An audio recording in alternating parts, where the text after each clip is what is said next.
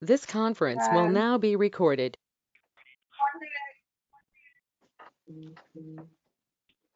Call the meeting of the City Council for December 2nd for the City of Gerhart to order. Is Rita here?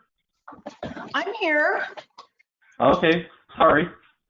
Good evening, Rita. That's okay. Nobody notices me anyway. Oh, good grief, Rita.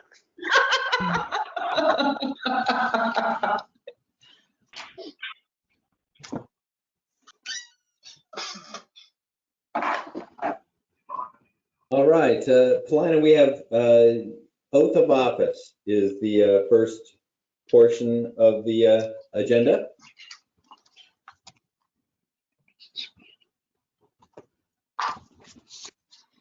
Can I just read it? Because I've got it in front of me.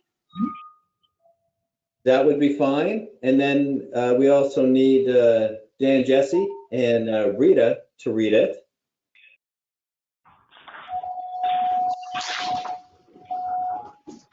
So let me Did I start miss- it off. Did I miss for the state something? of Oregon.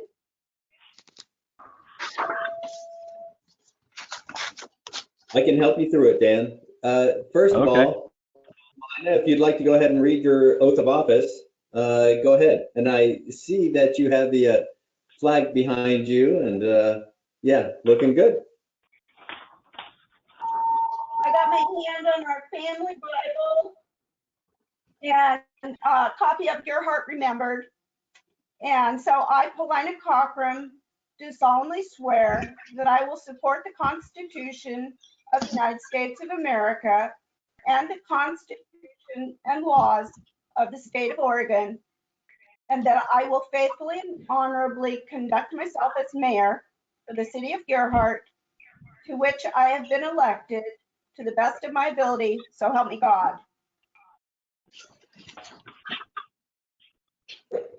Thank you, Paulina, and duly noted.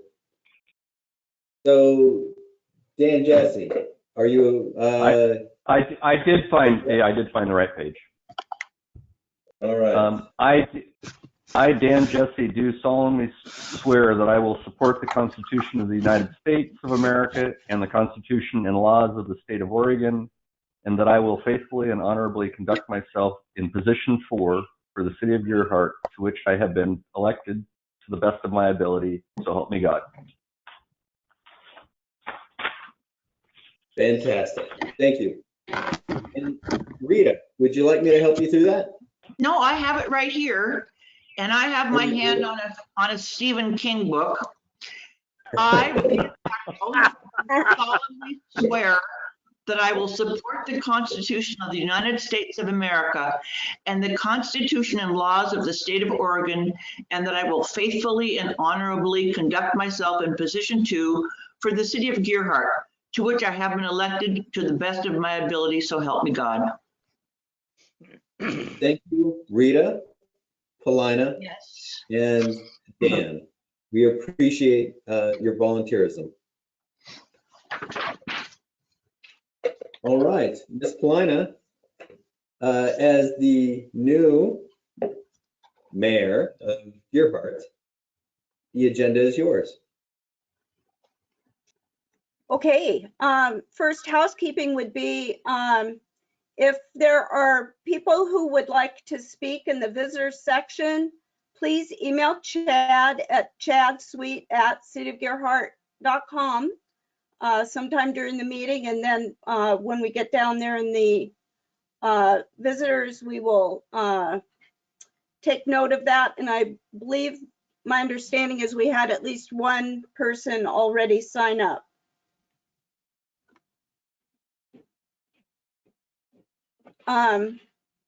First order of business is appointment of the council vacancy. That's for council position 3, and appointment of an interim council president until January of 2021, when we will do a 2-year appointment for council president. The appointment to the council vacancy requires a motion and a majority vote of the council. And if I may, I would like to put a name out there, and if I can make a motion, I will. And that would be for Brent Warren, a member of our community for about 5 years or so. He's been serving on the budget committee and currently is serving on the business committee. Well, Brent. if you're making a motion, I'd like to second that, Paulina. Thank you, Carrie. Is there discussion?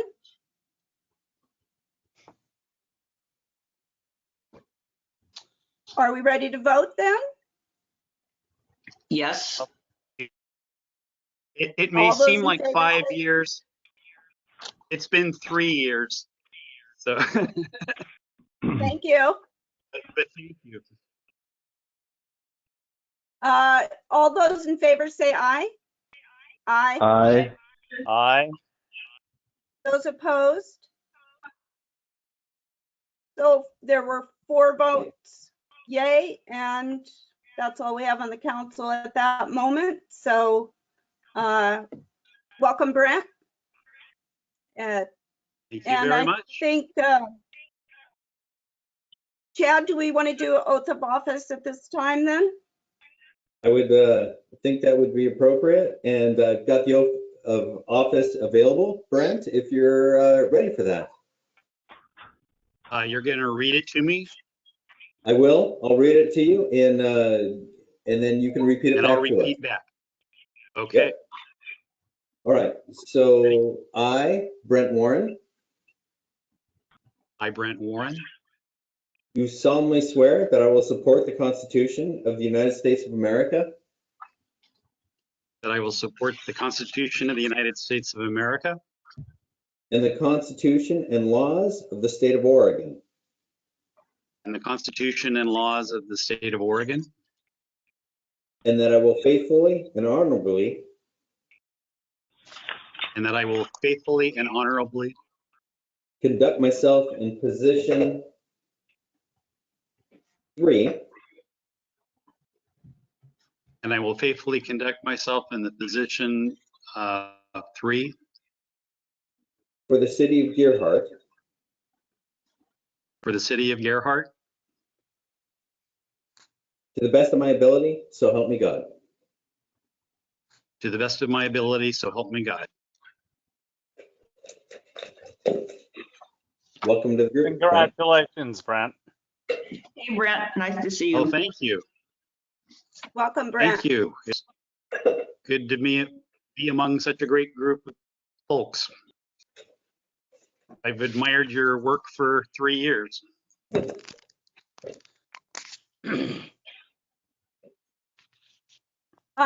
We're going to move on then. We've got a long agenda tonight, so I'm going to try and keep this moving. The interim council president, this would just be until January, as I noted. Does anyone want to make a motion?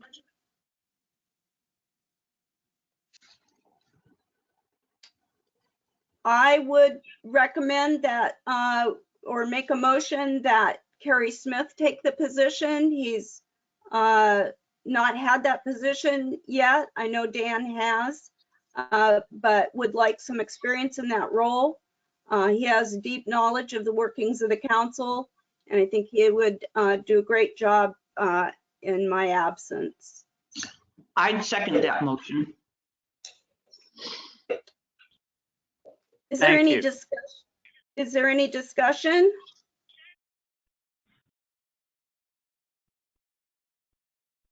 Are we ready to vote then? All those in favor say aye. Aye. Aye. Aye. And those opposed? So, Carrie, thank you for taking on the interim council president role. Thank you. I have only one question, maybe for Peter. Should I vote or should I recuse myself? Well, because it's an unpaid volunteer position, there would be no financial gain for you that would create the sort of conflict of interest that you would recuse yourself from the role for. If you're more comfortable recusing yourself, of course you can, but it doesn't pose a conflict of interest. Okay. That's what I thought, but I wanted to make sure after I already voted for myself. Yeah.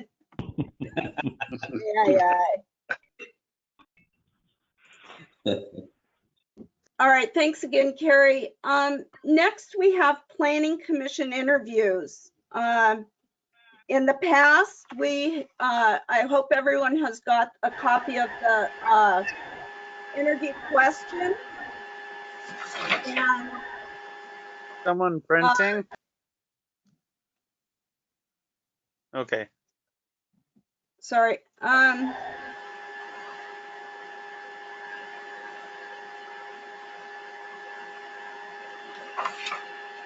sure what that. I think somebody's noise is. blending. Right, or shredding. We have 5 applicants. Chad, do you know our Carl Anderson, Julie Nichols, Kurt Penrod? I saw Bob's name there. And David Smith, are they all on the call? Julie Nichols. Hi.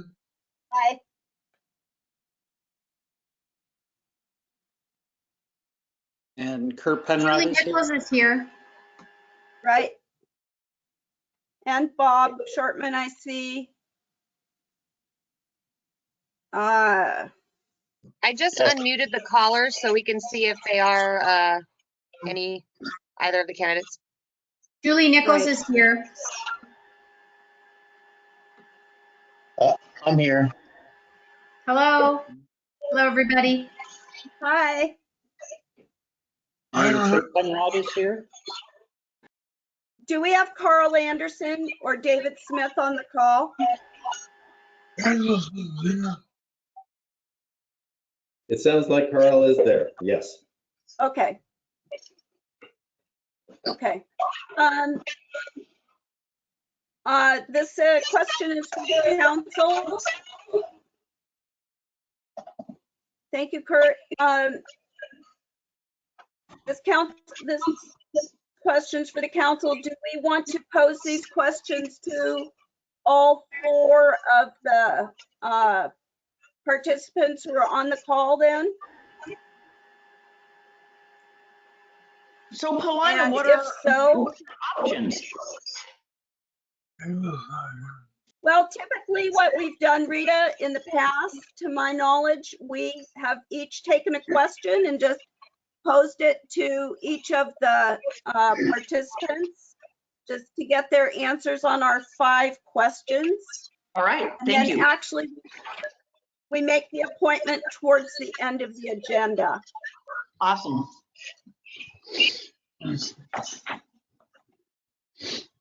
If that will work, what I have the candidates in order. So we'll start with Carl when we ask the questions, and then Julie, Kurt, and then Bob. And so let me start it off. The first question to you all, do you believe that the comp plan as written is still applicable? Or does it need to be changed? And if so, how? And Carl, can you give us an answer on that? Madam Mayor, I certainly didn't answer to all the questions to Chad.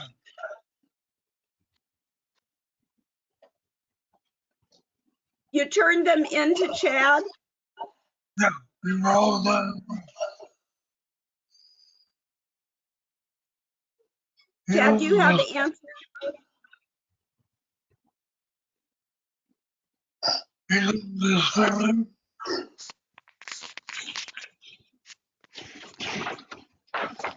Yes.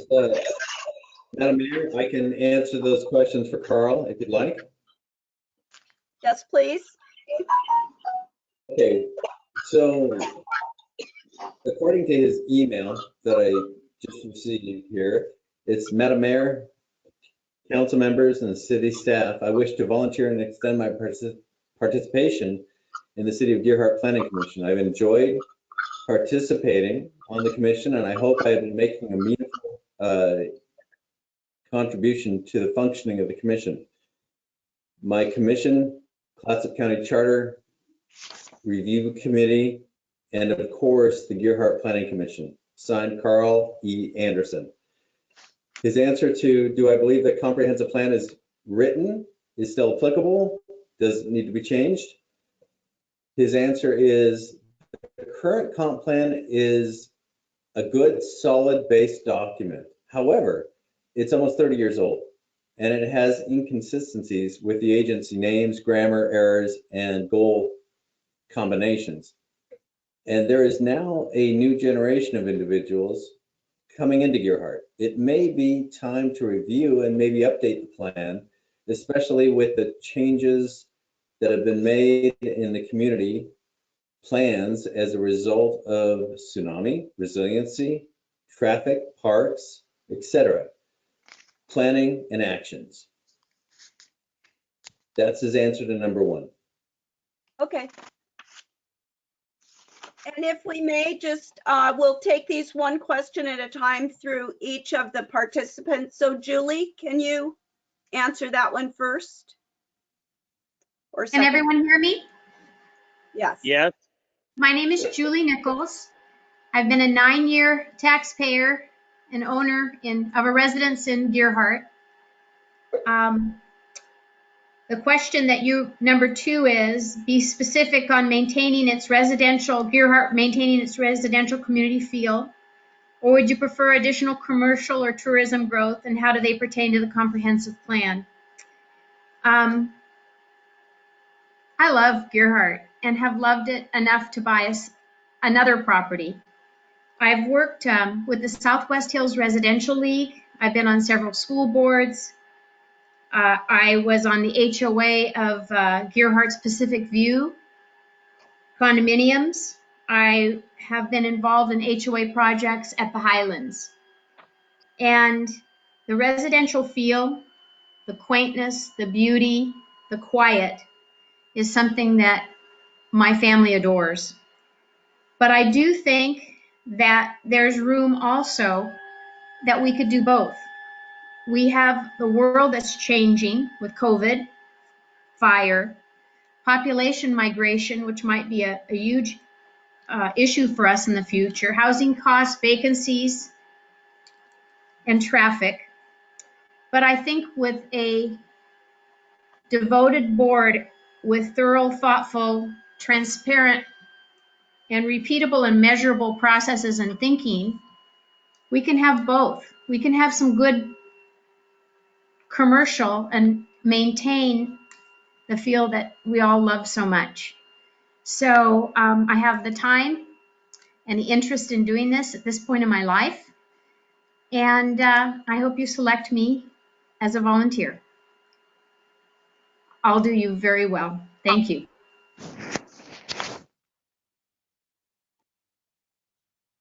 And Julie, can I just ask you if you believe the comprehensive plan as written is still applicable? I think that it can be, with the changes that have happened in the world, I think we can make some positive changes and update it. I think in some areas it's fabulous and somebody's taken a lot of time to write that plan. In other areas, we can always make an improvement.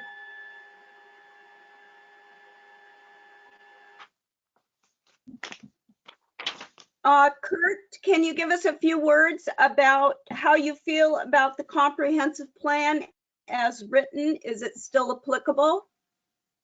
Sure. First, I wanted to introduce myself. My name is Kurt Penrod. Perhaps you might know my wife. She is the superintendent of the Seaside School District, in full disclosure. We are new residents to Deer Heart, having grew up in the valley in Salem, and then have been in Portland and down in Eugene, and now thankfully on the coast. So in answer to the first question, I think in whole, the comprehensive plan is still very applicable and fitting for the type of community that currently exists in Gerhardt.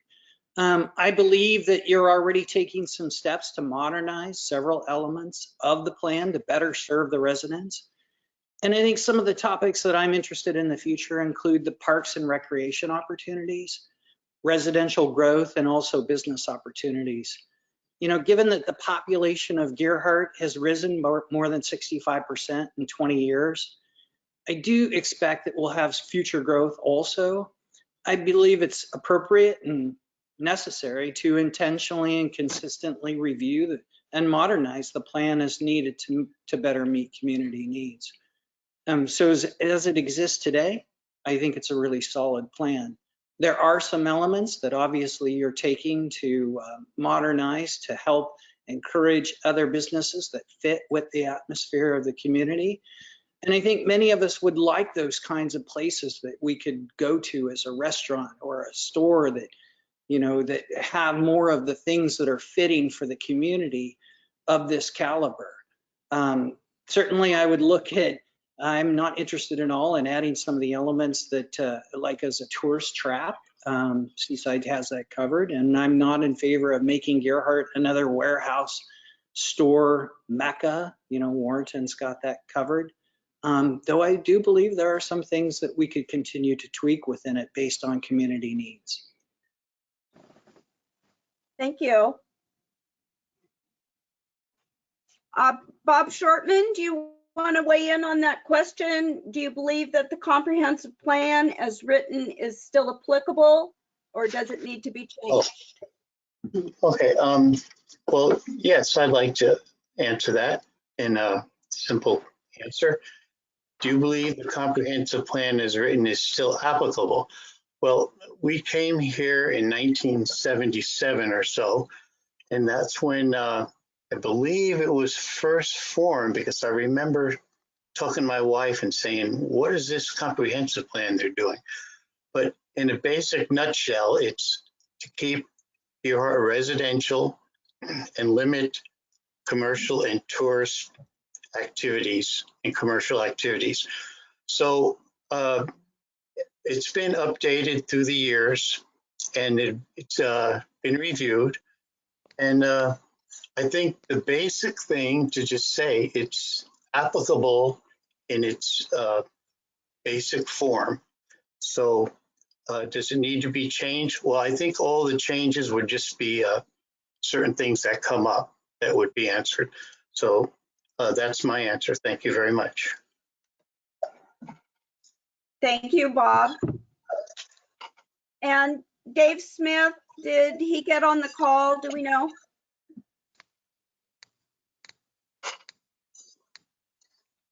Okay. Does somebody else on the council want to ask a question of the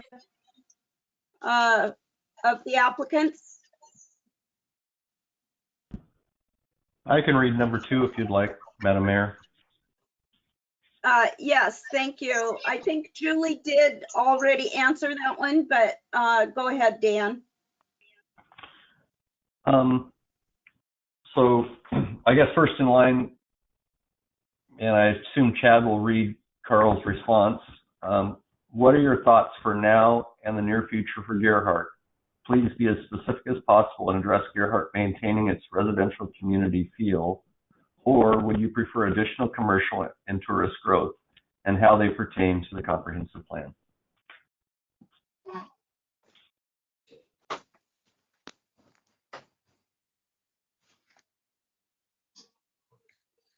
Madam Mayor, I'm prepared to read Carl's response.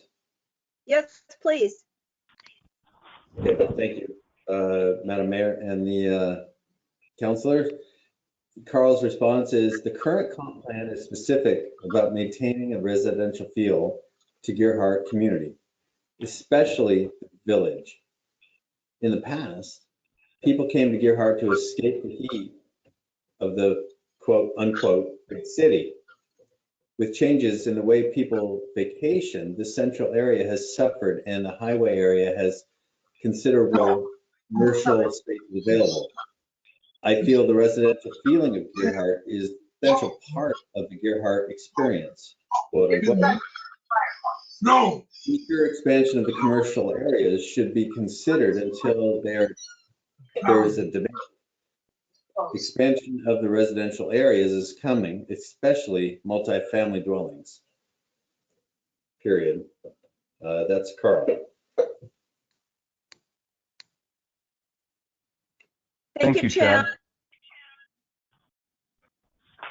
Now I just lost my place of names. Next up, Julie. What are your thoughts for now and the near future for Gearhart? Please be as specific as possible and address Gearhart maintaining its residential community feel, or would you prefer additional commercial and tourist growth and how they pertain to the comprehensive plan? I was given that question at the beginning. Should we move to a different question? Oh, I'm sorry. You are correct. I apologize. No worries. No worries. Kurt, can you respond to that? We'll try to catch you or get you, Julie, into the same sync as everybody else. Yeah. Okay. So I believe that the community must balance the needs of the existing residents while evolving to meet the future needs of the community. Like our own lives, communities can't stay the same.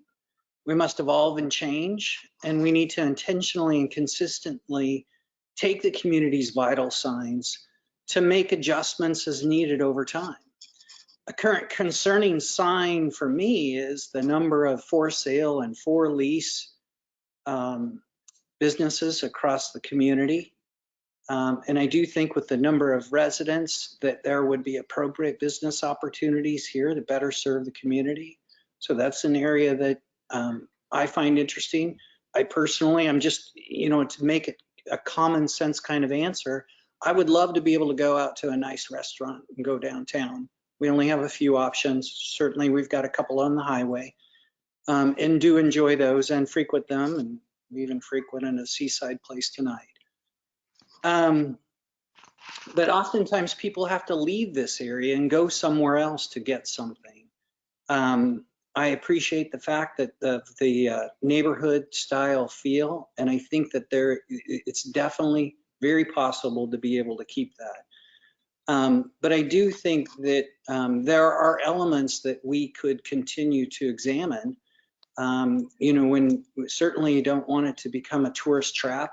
But I have noticed in the comprehensive plan and other places within the documents of the city that, for instance, the golf course is regarded as something that we should continue to support and foster. It is very well explained in there. And that is a tourist trap for certain people, right? Because the majority of the people who come here are from out of town, golf at that course. So are there other things like that that could fit with the community, that could bring in additional tax dollars, that could help then defer the costs of some of the homeowners? I think there's a way that we can continue to look at some of those opportunities that are befitting of the community, but yet provide recreational opportunities for people within the community and those people who come in and come out.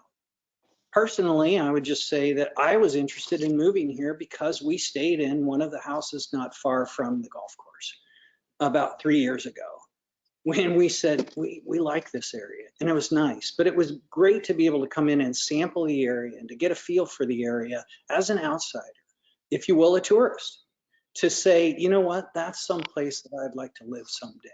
And I think for the future of the community, to continue to bring people in, I think that we need to examine some opportunities to be able to create some things that would bring people in temporarily.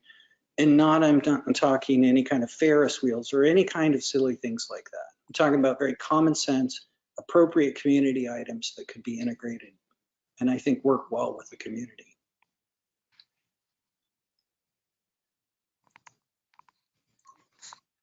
Thank you very much. Mr. Shortman, what are your thoughts for now and the near future of Gearhart?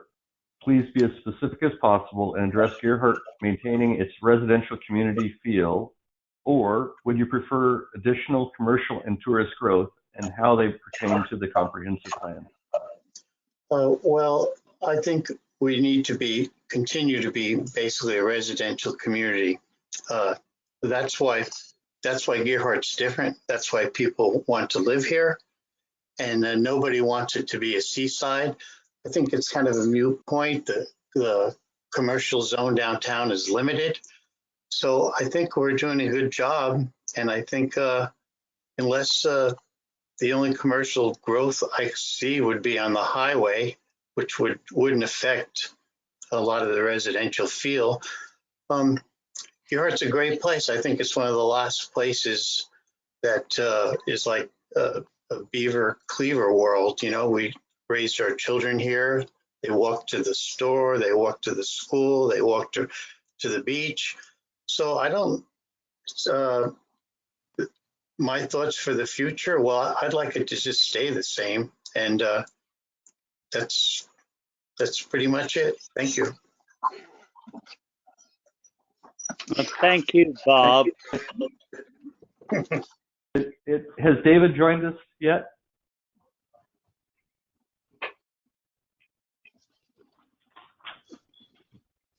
Would somebody else like to take a turn? I'll take a asking the turn. question? I'll do it. If that's okay with the mayor. Yes, ma'am, please do. All right. All right. Chad, could you please read Mr. Anderson's reply to the third question?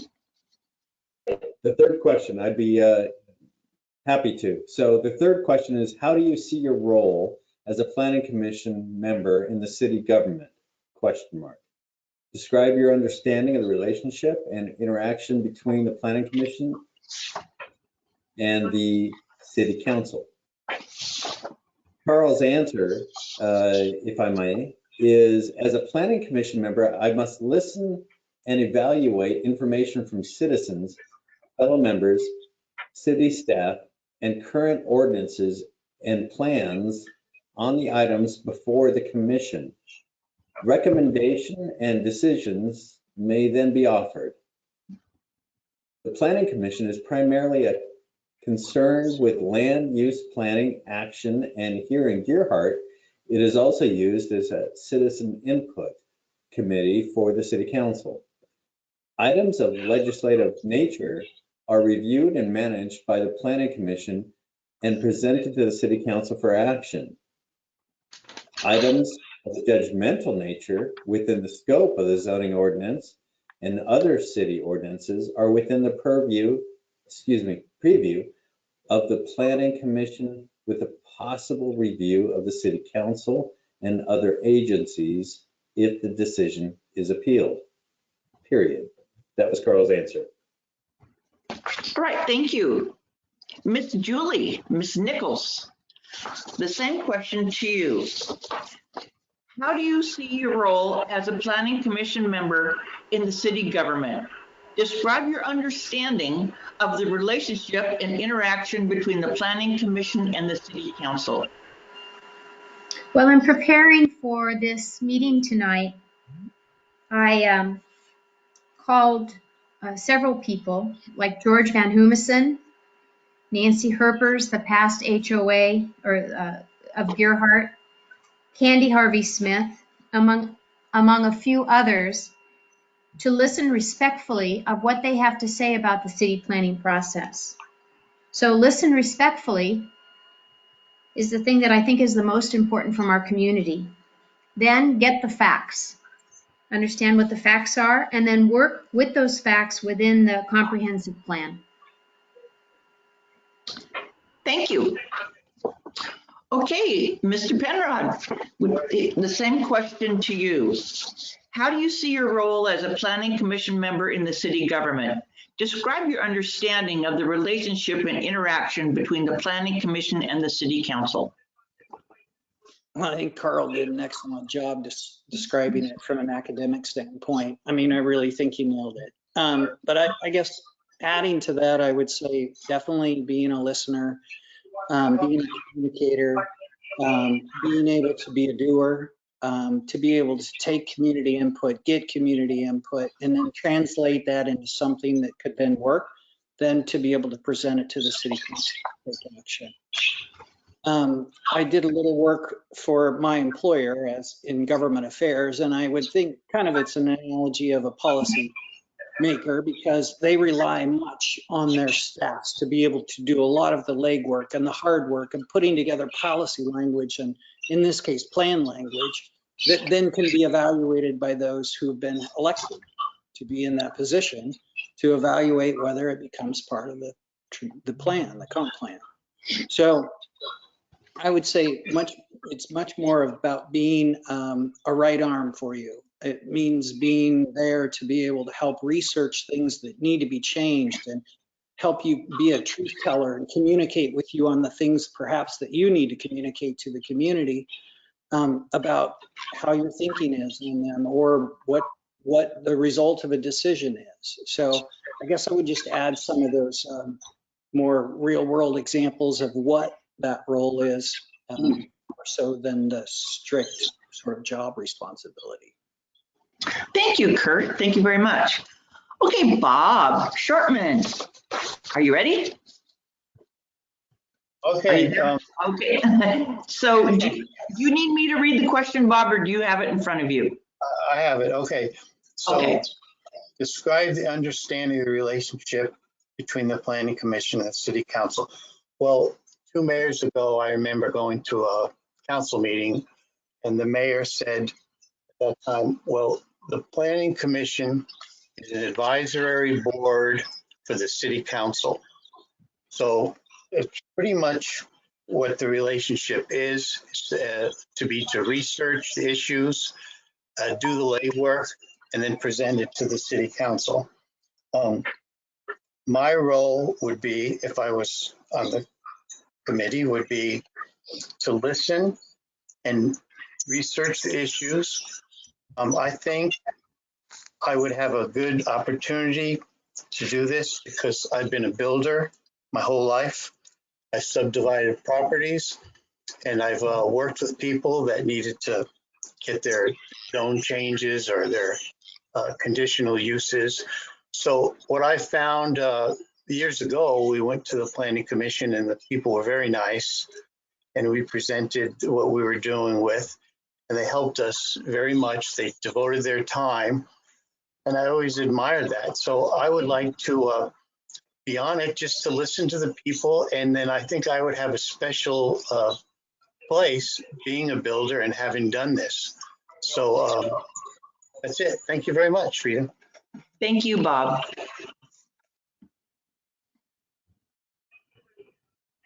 So Pauline, do you want me to read the last question to the candidates?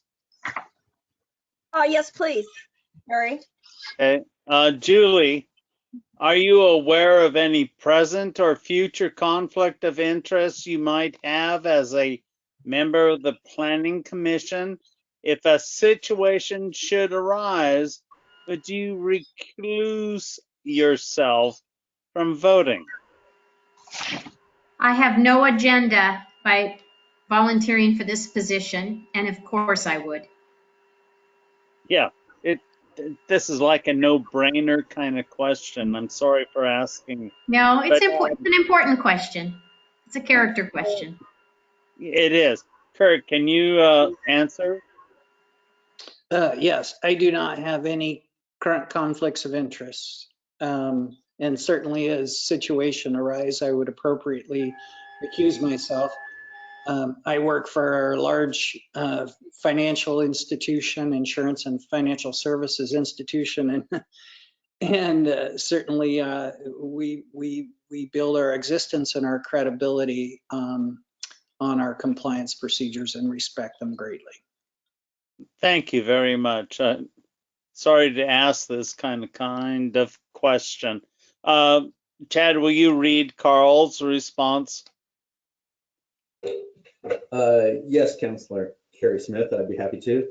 So his response to question number 4 is no known conflicts exist at this time or are anticipated in the future. Obviously, if there is a conflict, I'm required to admit it and either excuse myself or indicate on the record the conflict will not affect my vote, period. Thank you very much. And David Smith is not on the line, so that's all I have. Yes, he is. I do see David Smith. Carrie, David? David has joined the call. Yes, I finally joined. Oh, well. Okay, David, I'm asking you question 4. Are you aware of any present or future conflict of interest you might have as a member of the Planning Commission? If a situation should arise, would you recluse yourself from voting? Well, number one, I'm not aware of any conflict of interest that might in the near future present itself. Number two, I understand very well the definition of conflict of interest and recusal requirements by the state of Oregon. And my attitude has always been to, at the very beginning of every meeting, declare every conversation I've had since the last meeting so that everything is on the table when we do discuss anything. Thank you very much, David. Thank you, Gary.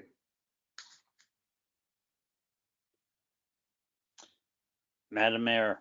And I would like to circle back since Dave has joined. And Dave, if you could just answer the number 1 question on, do you believe the comprehensive plan as written is still applicable? And does it need to be changed? And if so, how? Let me just add that the other interviewees have already answered these questions, 1 through 3. Okay, in terms of the comprehensive plan, I do believe that it is still applicable. And I do not know of any instance of looking at that plan and applying it over the past few years where I think it needs to be changed in any way.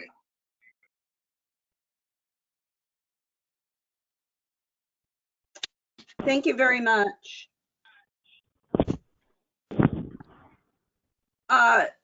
Counselors, do you want Dave to answer question 2 and 3?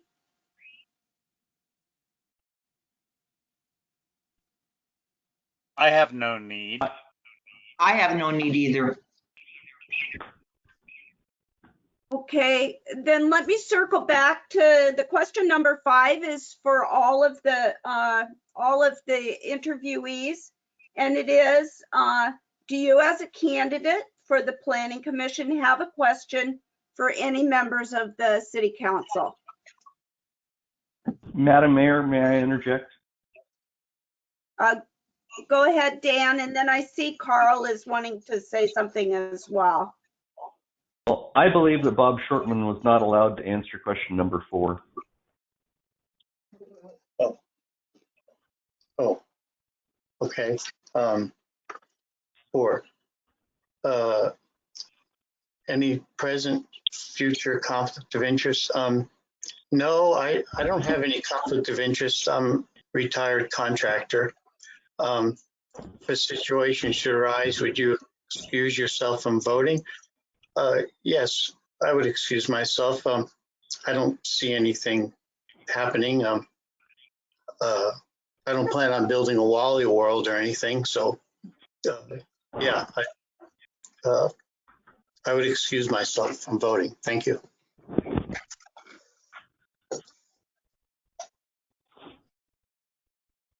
Carl, did you have a question for the City Council? No, I just wanted to thank you. What the friend said really reminded me. Thank you. Got it.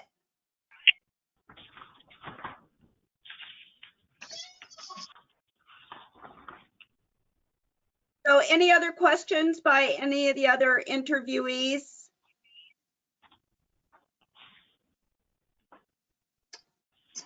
Thank you very much. We're going to make our appointments a little bit later on in the agenda. It's actually towards the end of the agenda.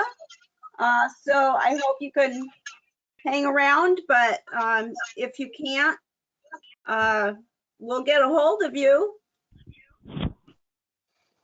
and let you Thank know you. the outcome.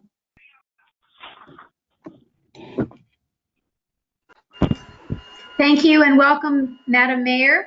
And it was a privilege to be with you this evening. Thank you. Thank you. Thank you to the entire council for your time tonight. I appreciate it very much. Yes, thank you for the Thank- time and consideration. Thank you.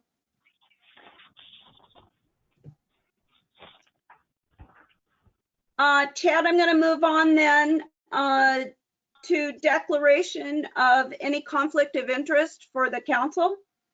Sounds good, Mayor. No. I have none. I have none. I have none. Brent, do you have any? Sorry, had to reach around for my mouse. No, I don't have any. Sorry. Okay, I just wanted to make sure I had 5 in my ear. Thank you very much. Next item on the agenda is approval of the minutes of the regular meeting, November 4th, 2020. And is there a motion to? I have a correction to make. Sure. Madam, can I make it now? Go ahead, Rita. On the second Yes. page, on the third from the bottom, the word shortfall is one word, not 2 words. And also, Madam Mayor, do you want us to make any corrections on the public hearing notes, or is that just, does that matter? Are they like typos? Well, kind of. It's, I know it's not a legal document, but I just wondered if it was open for corrections or if we'll just let it go. Well, let's take one matter of business at a time. So let's just do the regular meeting. And we still need a motion. Rita, do you want to make a motion? Yeah, I move that we accept the minutes of November 4th, 2020 as amended. I second it. Is there any more discussion with regard to the minutes with one correction as noted? Hearing none, all those in favor, say aye. Aye. Aye. Aye. Opposed? Okay, minutes have passed. And the special meeting, public hearing, C1 text minutes So- from November 19, 2020. Okay, Madam Mayor, this Yes. is being recorded with 1 abstained, right?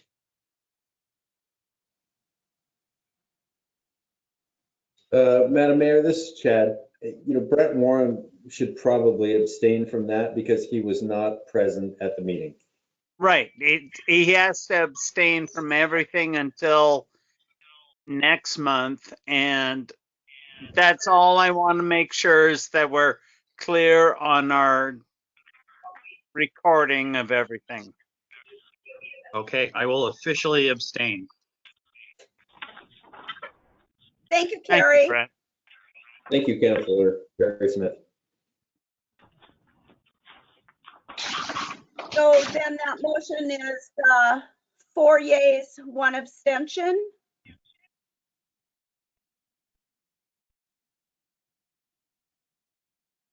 That was a question, Chad. That sounds accurate to me, Mayor. Thank you. Okay, minutes for the special meeting, public hearing, C1 text, November 19th, 2020.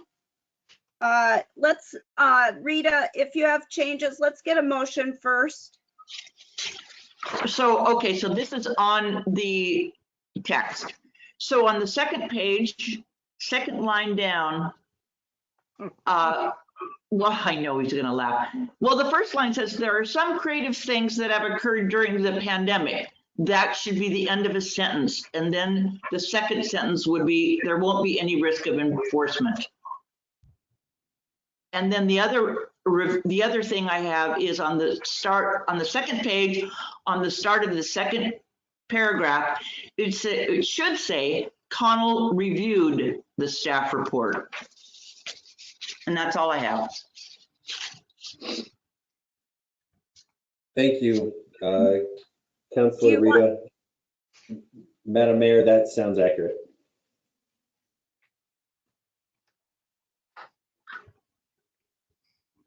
And so Rita, are you making a motion with those two changes then? Yes, please. I make a motion to adopt the public hearing text to considering the amendments to the C1 neighborhood as amended. I second it. Is there any further discussion of the minutes? All those in favor say aye. Aye. Aye. Aye. An abstention? Yes, he abstained. I saw him say it.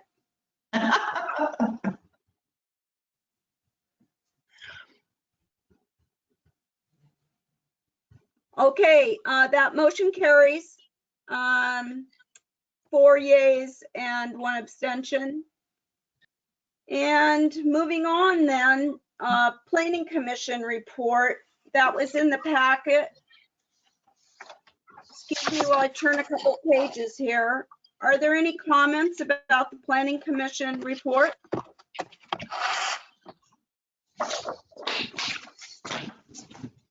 So noted. Next is the mayor's report. I will try and keep this short. First of all, I want to say thank you to Matt Brown. I don't know if he's on the call, but I did send him an email thanking him for his many years of service to the city. I had the pleasure of being at his left hand for many of those years. I learned a great deal about public service from him, and I just want to publicly say thank you to Matt for all that he did for our great city. Second, I did take a meeting with Cedar. Listened a lot about the small businesses in our county and how they're suffering, not just the restaurants, but think about everybody who supplies those restaurants. And they were talking about the fishermen, just you name it, all really hurting. And I just hope that we can lower that curve of COVID and get things back to some kind of normalcy. The CERT group is taking a month or two off right now. We just haven't found the right way to meet yet. We'll probably pick that up with GoToMeeting in January. Parks Master Plan meeting, look soon for an opportunity to submit ideas via a survey that has been developed. And that should be available online or on paper. And do remember to put your Gerhardt address on that when you respond. But the group really wanted to get some input before we move any further with just what recreational parks, and I think of it a little bit as trails as well, since the interconnectedness of our city is a really important aspect of recreation. So that should be coming out soon. Personnel manual, Chad and I are still continuing to work on that slowly. We're close to getting it done. Probably January or February, we'll have that ready for the council. And finally, I would like to just put out there that I hope that we can have council work sessions on the 5th Tuesday, which I think there's about 5 of them. So if you can block those off in your calendar now, we will start that out probably with one December 29th. I think that's all I have. Councilor reports. Carrie Smith. I'm sorry, I'm losing. Okay, if you can hear me, it's I went down to talent and down by Ashland and just looked at the devastation, and we have to have a plan in place for massive wildfire destruction, not only about the tsunami and everything else, but we got to have something for fire too. It's just, if you go down there, you're just awestruck with just all you see is the remnants of houses and trailers that are totally destroyed. Anyway, that's all I've got to report. I went down there and I saw that, and I'm still flabbergasted that people can survive through something like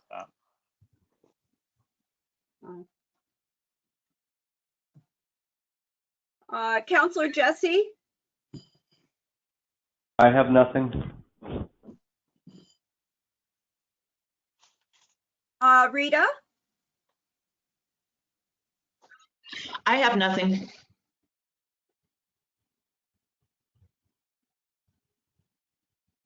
Brent. Nothing besides nice to be with you guys. Thank you. Thank you all. Okay. City officer reports. I believe the fire and the chief of police reports were sent to you electronically. Were there any comments on those? Haven't seen that. And I think they came today, I believe, and were posted.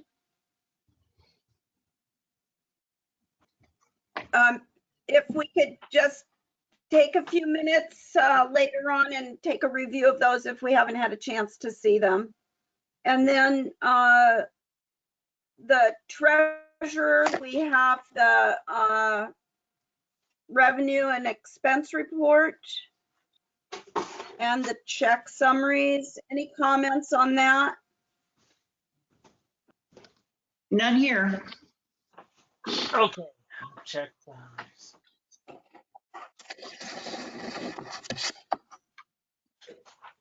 Can I flip through the pages? Carrie, did you have a comment to make? I do. On the What I'm asking is the operating contingencies under non-departmental page 6.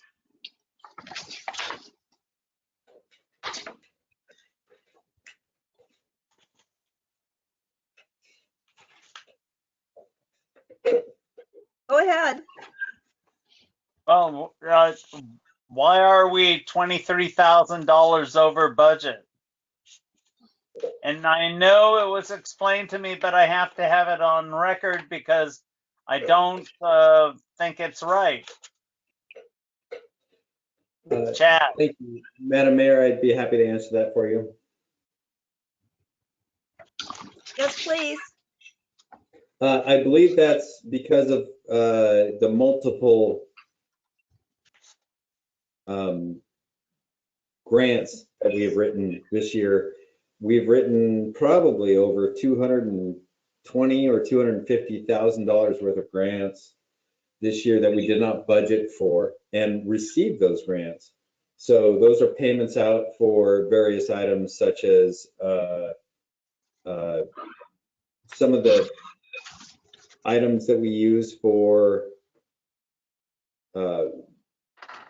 the containers up 165 feet up, such as food stuffs and other stuffs that we use. But yeah, that's part of the grants that we've written that we're going to have to come to the city council and make adjustments to the future budget to accommodate for that. So are we going to be taking out of the general fund to cover this? Or are these grants, which I don't see it coming in on our statement of income and expenses on the first page, I don't see where money is coming in that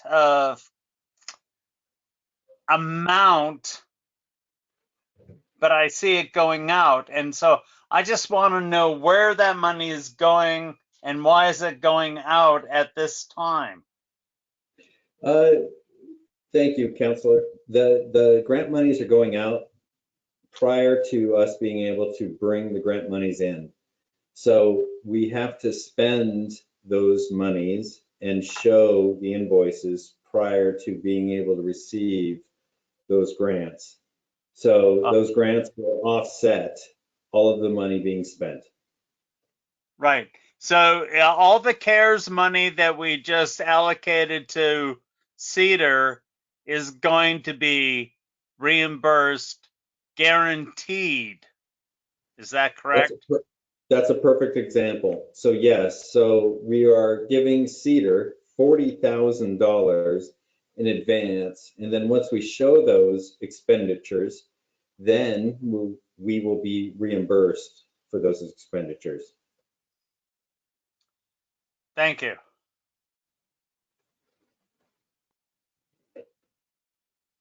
Brent, I did look notice. forward to you having some input on this money situation because I'm doing the best I can and I still don't get it after 6 years. Completely understand, Counselor. And Christy has done an amazing job of writing grants for the city of Deerheart.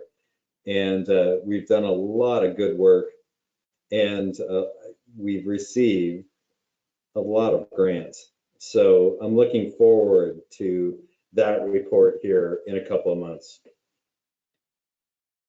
Well, I'm looking forward to Brent at least making me more aware of where I am on this whole situation. Thank you. I will do my best, but Chad's explanation is consistent with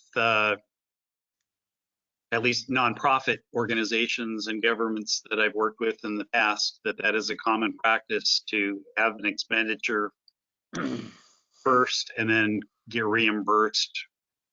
So it comes out in the wash. Right. There's another complicating thing with QuickBooks has a limitation on budgeting. So it's usually 1/12 of an annual budget amount.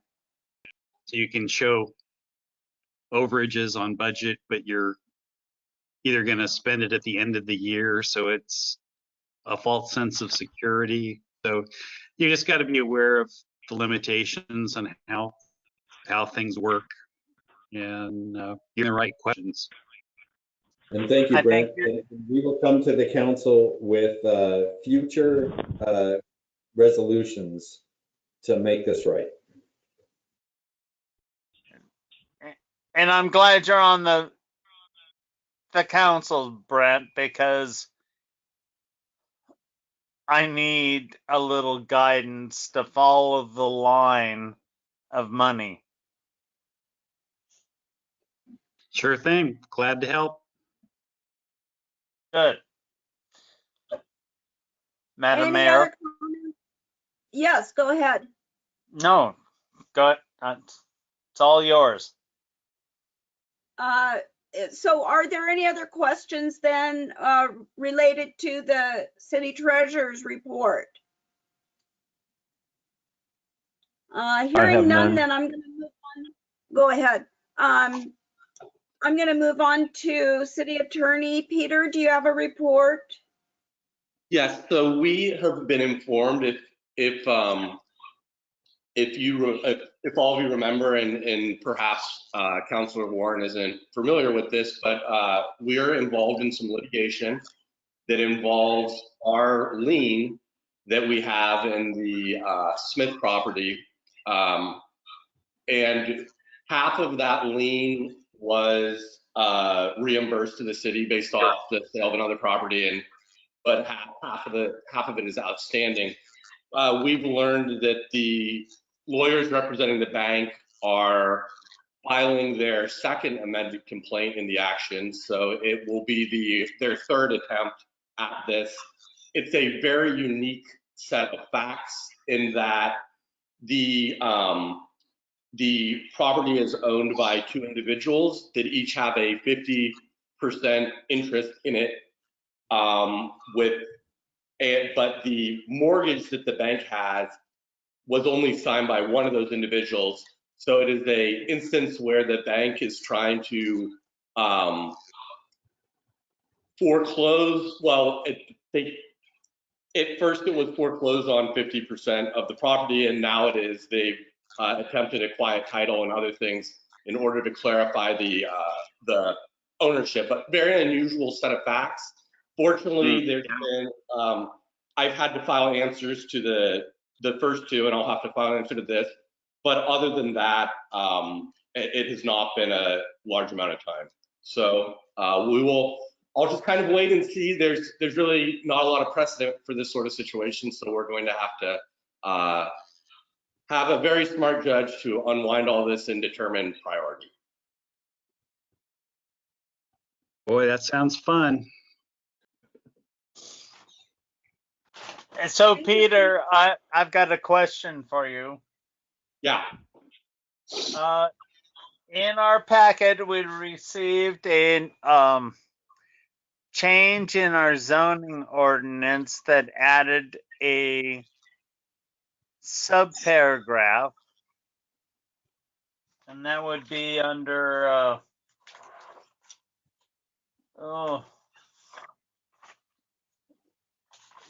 13. 13-13.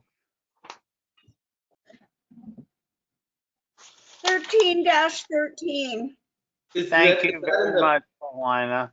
13-13. Is it in the planning commission report? Paragraph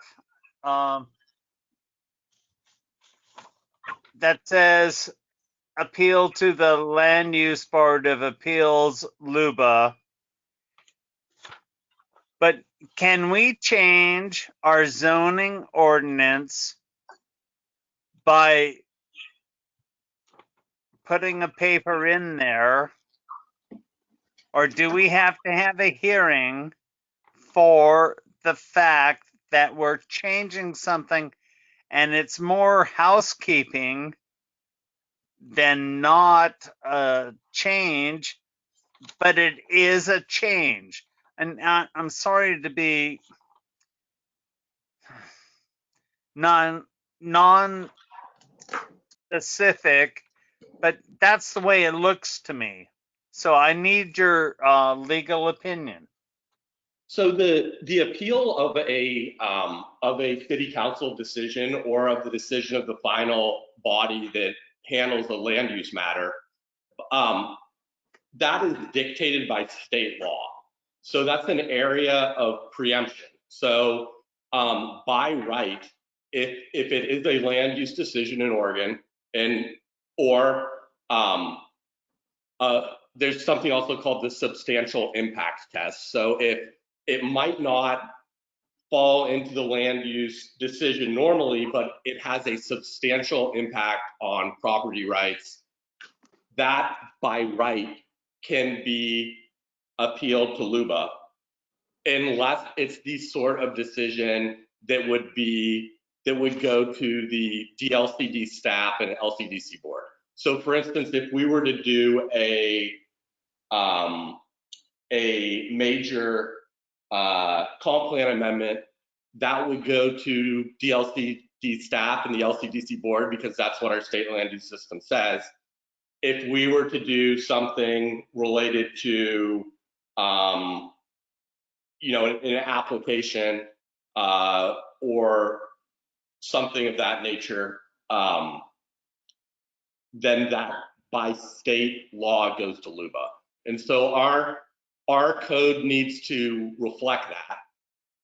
Anytime the state preempts something, so they take away the ability of the local government to do something and gives someone a right, it's a good idea for us to adjust our code.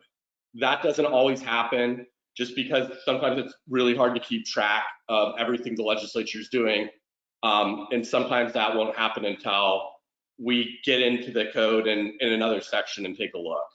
But yeah, if we are required to do something by the state legislature, then our code should be updated to reflect that. And if we do not have the ability to say no to something, which is what happens in a preemption, so even if we don't like that, we're unable to say no, then there really is no purpose for a public hearing, because it's completely outside of the control of you as a council.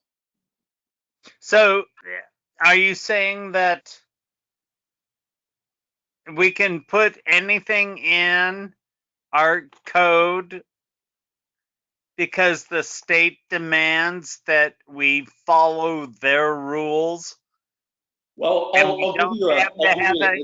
don't have to have a hearing for that? I'll give you an instance that happened that happened in the last month. The Planning Commission and then you as a council were looking at a code that section for the downtown commercial, and there was language in that would have prevented any gambling or lottery activities in that code. And what I said to the what I said is that one of the things that we learned from the pub that went in is that if you have a certain sort of liquor permit, then we're preempted from saying that you can't sell lottery products. So in that case, that business owner wanted to have video poker machines in that. And we, under the state statutes, he then by right was allowed to have them because of the permit that he had. So, my advice to the county is that we would never want a code section that violates the law, and we need to tweak that language. So we did. So if, for instance, if we have a code section that cities now that have a certain amount of population, by right, you can take a single family lot and have 4 dwelling units on it. Now, we don't have the level of population triggering that, but if we did, and our code said that we couldn't have a 4-plex in a single family residential in an R1 zone, we would need to remove that language from our code, because anyone that wants to do a project in our code the idea is that there are clear and objective standards that tell them what to do.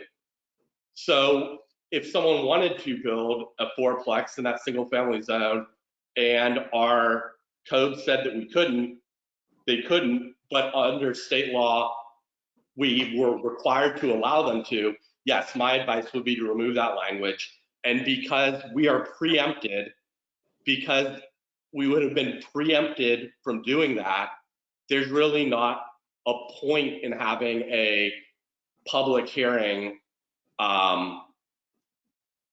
because again, we have to do it. I mean, we have no choice. So, Right. so our code would need to reflect that certain decisions get to be appealed to LUBA, because under our state law, people are allowed to do that. And we would want to make sure the public was informed of their rights so that they could proceed.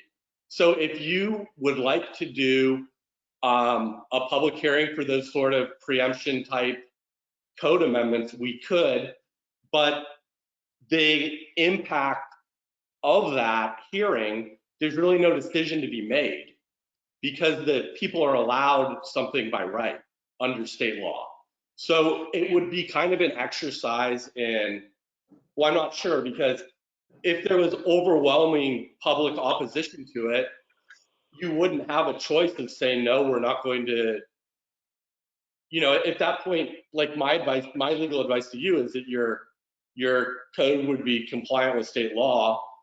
And I mean, if the state said you have to do something, then your code should say that. Okay, so Peter, what you're saying basically is we can add anything into our code that the state requires without us doing any kind of hearing to allow people their input. Is that correct? If the state has prescribed an outcome and we as a city do not have the ability to not give those people that outcome, then the purpose of a public hearing is to take evidence, to weigh the options, and to make an informed decision based on the evidence and record in front of you. If you're unable to make a decision, so the answer has to be yes, then there really is no purpose of having a public hearing. So if Right. the state has required you to do something, we have to do it.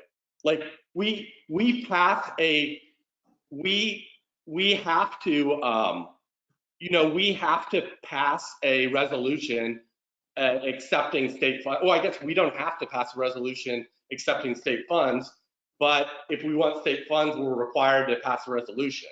But that's something where the city could say, we don't want the state money.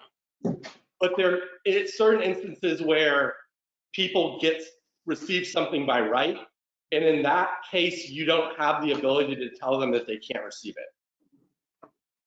Okay. Well, Peter, all I'm asking in reality is the simple fact that we're changing something in our zone code. Do we, by law, even if it's by state mandate, do we have to have a public hearing? Or can we just change things in our zone code and go ahead and just continue on? I mean, really, Peter, when I first became a counselor, I came on board and they were changing the comprehensive plan with grammatical corrections that went from citizen or resident to citizen. And words like that changed the whole meaning of the structure. So I'm asking you legally. In that instance, with those comp plan changes, any changes to our comp plan, other than perhaps a scrivener's error, and changing something from resident to citizen wouldn't be a scrivener's error, leaving off an apostrophe might be. In that instance, those changes have to go to DLCD and LCDC.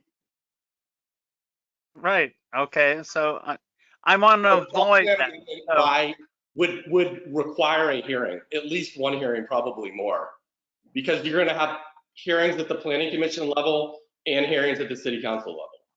right.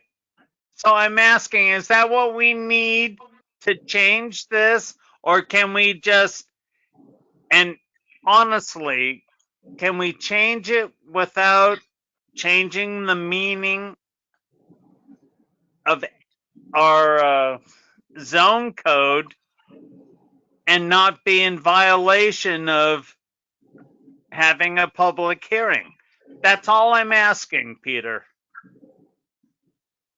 You know, I am going to need to take a look. I do not have the language that you're referring to in front of me. I'm trying to find it, but I will have an answer for you at the next city council meeting. I need a better understanding of exactly what happened here. Okay. Madam Mayor, Yes, please, Carol. Do you have the answers to those questions? I think I do. This was added, this actually was my idea in the midst of reorganizing the code and the sections related to starting out with the tsunami hazard overlay zone, and then all the sections changed in terms of numbers and format. We really got in with Cheryl and really cleaned up the code. And in this case, I thought it was very important to add, this was really for citizens who want to know how to appeal a city council decision in land use. And this was purely added as courtesy to make it clear to the public if they came to that point, that they know what to do. So Peter, what it says is, after a review body decision by the council, it didn't say anything like, where do you go next, was what I was trying to answer. And the answer is written as titled, Appeal to the Land Use Board of Appeals, LUBA. You may file a notice of intent to appeal a city council decision with the LUBA no later than 21 days after the date the decision sought to be reviewed becomes final. This is really just for public information and staff information, so they know how to direct the public of what to do if they want to appeal a city council decision. Thank you, Carol. I appreciate that. I just have to follow this line to the end, and that is my problem in my thinking, I believe, is it doesn't make sense to do this and have this added. When you add something to a document that is already filed and it's dated 2018, I can't go, well, why are we adding something to a document that says 7/2018? No, you're absolutely right. And, you know, we did kind of sneak it in there, but I did ask Peter in advance, and his answer was it's state law. And if it makes it clear to staff and the public, then you can. And that's how that happened. And just to be clear, that language is what is to people that participate, to an applicant or an appellant, that language is part of the notice that they are given. So if we're explaining to people how they can participate in our land use systems, then, you know, by right, if they are a party to the matter, they can appeal to LUBA. Right. And I understand all this, and I need to tell you both, you don't sneak stuff in, okay? You have to be transparent. This is a government of transparency. Please don't do this because it causes me angst in reading, and I don't like that. Thank you. My apologies, and I wasn't really trying to sneak it in, and that's why we sent you a copy of it. You did say sneak it in, and Forgive me this for is that word. That's not what okay. the intent was. Okay. All I can Okay, say Lee, is I let's, have to be able to follow a line that is clear with intent from A to B to C. And when B misses, I am going to dig until I'm in the tunnel to find B. So please. And completely understand Councillor Kerry Smith. I think that's what makes you great. And Peter, Carol, and I will do our best to, be transparent moving forward. But again, this is good for the city. Thank you. I just want nothing that I can't follow, please. Nothing I can't follow. And I'm a simple man. I Copy may that. be Copy coarse, that. but I'm simple. I can assure I'm you, gonna we've never take done back that before. I'm going to take back the gavel and thank you, Peter, Carol, and Carrie for that discussion. And if we have one of these in the future, maybe just write it up like a staff report. So when it's in our packet, we can fully understand why it's there. Just like Carol explained it, just let us know that it's a state law and this is what we need to do is to make this change or make this addition. That might be helpful. And Sure. anything else for Peter then? Can we move on to City Administrator Chad?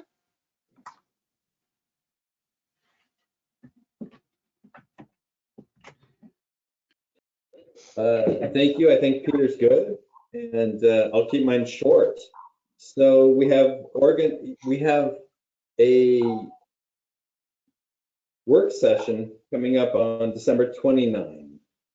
And there's 3 things on that agenda. There's going to be the Oregon Solutions Collaborative Health Project Agreement. There's also going to be the National Hazard Mitigation Plan review and the Employee Handbook. So it's going to be a busy day. So that's December 29th. Just to let you know, the Ridge Path, Duncan's Crossing, we have poured all the concrete, and we are getting ready to start putting in the cross members on the,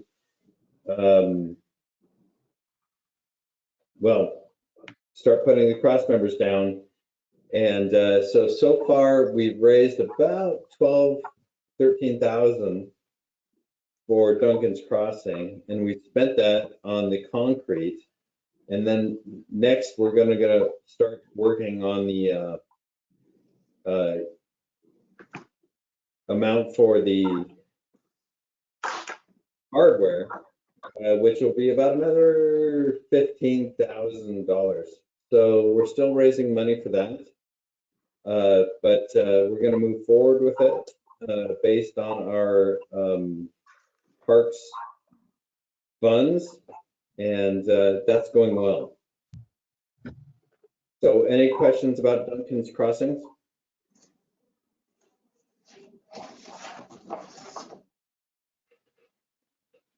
Okay, hearing none, we have the grade school.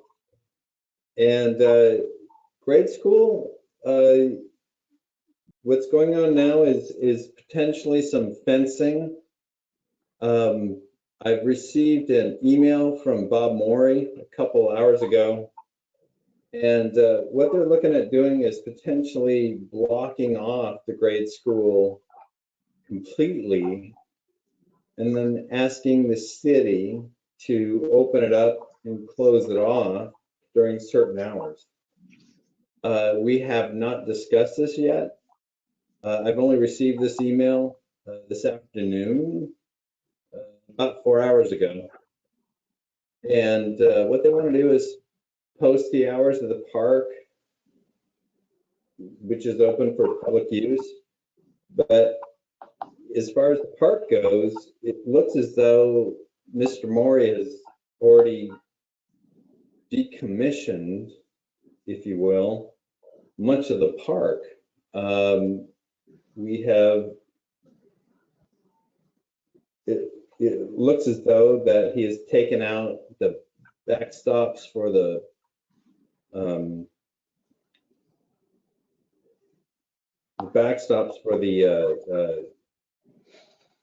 ballparks.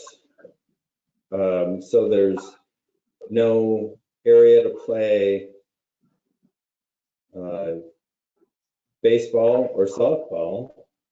And he's also taken out the areas for the basketball courts. So initially, what we thought we would do is insure the whole area so that we could maintain those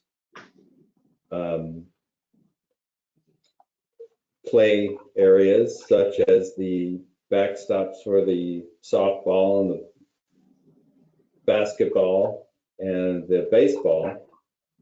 And so I discussed that with our insurance company, and they said that we would be okay to do that. And then they took that, the backstops for the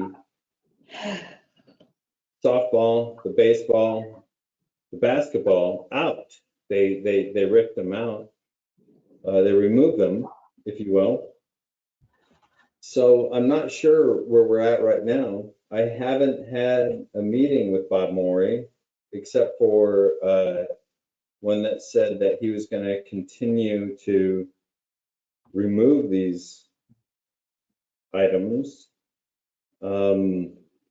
So the city's kind of at a loss at the moment, what we're going to do. So we'd be happy to maintain the fields, is what the initial agreement was, but now the fields are gone. The backstops are gone. And so I'm not sure where we're at this point. So I'm looking forward to having a meeting with Mr. Mori and his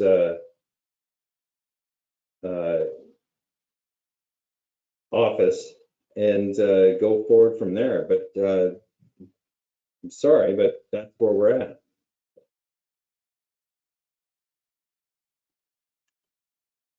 That's disappointing to hear. And I do believe we have Gerhart Grade School on the old business agenda. Do we want to have any further discussion at that time? Sure. Okay. If that's okay. Chad, do you have anything else? No, other than for the 29th, we have the council work session for Oregon Solutions, the hazard mitigation plan, and the employee handbook. So it's going to be a busy work session, but looking forward to it. Okay. Chad, aren't you going to talk about the elk agreement? On the 29th, yes, sir. On the 29th? Yes, during the I'm sorry, it was underneath the work session, but I thought it was tonight. no, not tonight, not yet. Oh, all right, thank you. Yes, sir. So again, for the work session on December 29th, there will be 3 agenda items: the Oregon Solutions Collaborative Elk Agreement, the hazard mitigation plan updates, and the employee handbook updates. Okay, great. So then moving on, thank you, Chad. Moving on to correspondence, that was in the packet. Are there any comments on that? Mayor Paulina, I have a question for Chad. Well, first of all, I'm reading the correspondence. It's very nice to hear from all of the people that write in. But I just have a question for Chad about the population estimate. Chad, when we first spoke a while ago, I don't remember how long, you had said that the population of Gearhart had remained the same for years and years, but once the vacation rental dwelling, the whatever it's called, VRDs, passed, and they were limited, that the population started growing. I believe, and my math isn't that good, I believe it's estimated to grow by 5%. So my question to you is, do you see a trend in a population increase? Thank you, Rita. That's difficult. I mean, the pop increase is, we all feel it because of COVID. So we really have to take a moment and think, is this normal, or is this something that's out of the ordinary? And I think the population increase is, you know, especially through the last version that we just received in 2020, is probably accurate. I don't think we should take the population increase that is recent and say that that's normal because of COVID. A lot of people have come to Gearhart and tried to, run. They tried to, or they, moved here because of COVID. I don't know that we could take that as normal. I think we should kind of relax and see what happens over the next 5 to 10 years, if that makes sense. All right, thank you.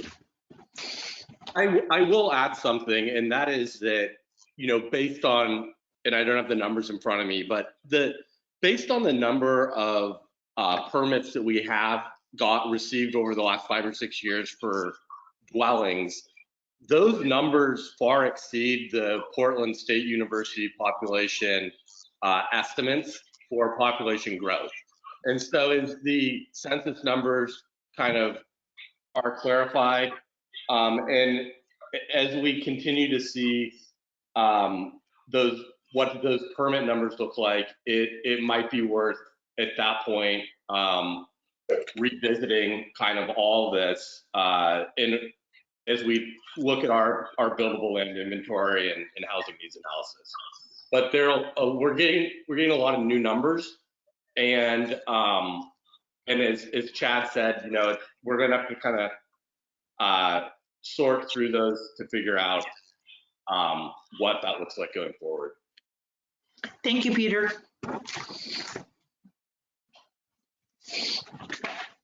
Are there any other comments on correspondence? And if not, then next is our visitors section, and I see that we have an awful lot of callers on our call this evening. So I believe Wilson Mark had sent an email to Chad earlier on. Chad, correct me if I'm wrong. And Wilson, if you're there, do you want to go ahead and speak now?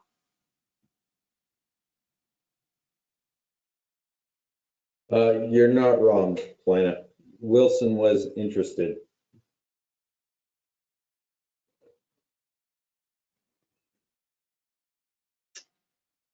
I don't see his name on the call any longer. He was here a little while ago. There's a caller 4.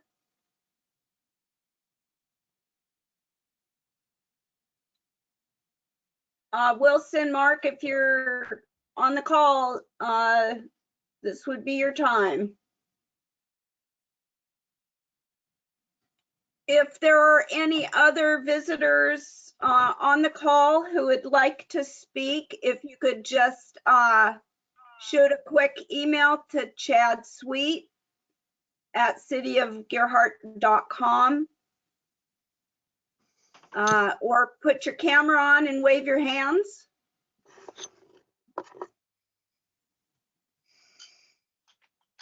Hi, this is Tracy. I sent an email to Chad earlier and would like to speak.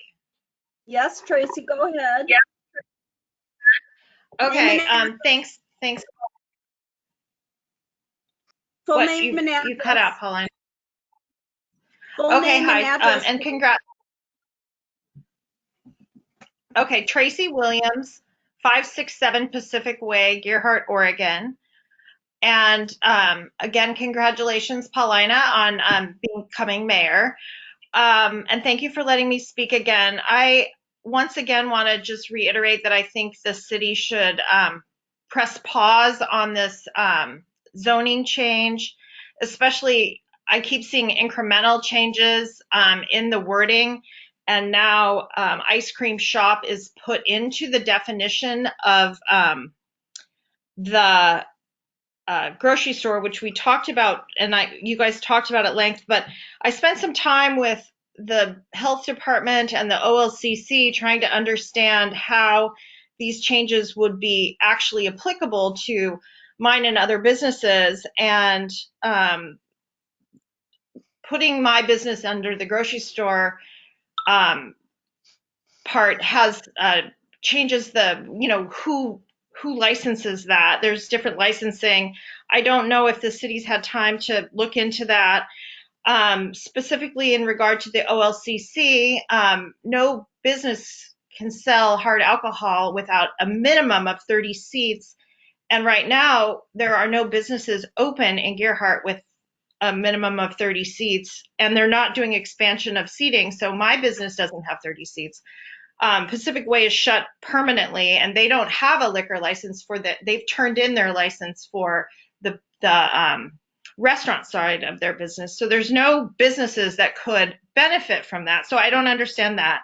So I'm just trying to understand, why this is being rushed, because I haven't heard, and correct me if I'm wrong, I haven't heard a lot of people in favor of these changes in any of the meetings. And so, yeah, that's kind of the basic thing. I just wanted to go on record again saying I wish you guys would just push pause and get it right. Thank you. Thank you, Tracy. Chad, is there anyone else who sent an email? Nobody that I know of. No. Are there any other callers who would like to speak now?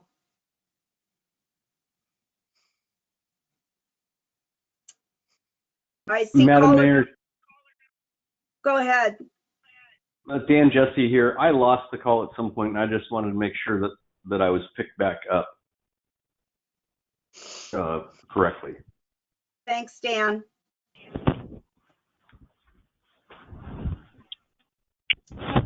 Okay, not hearing any more visitor comments, we're going to move on to ordinances and resolutions. Hang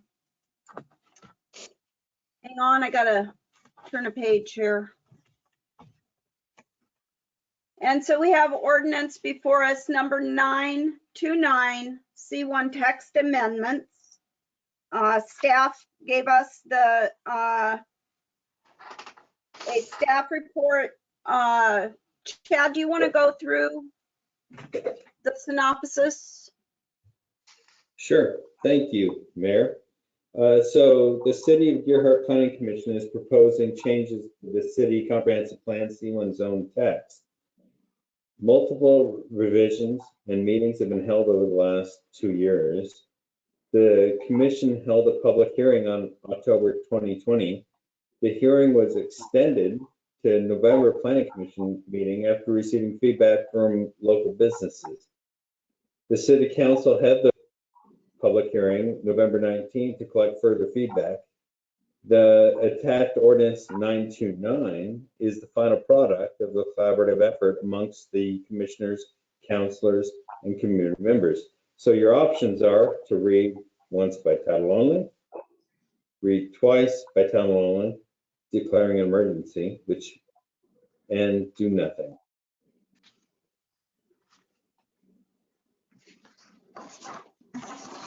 And it looks like the recommended action was to approve the ordinance reading once by title only. Is there a motion?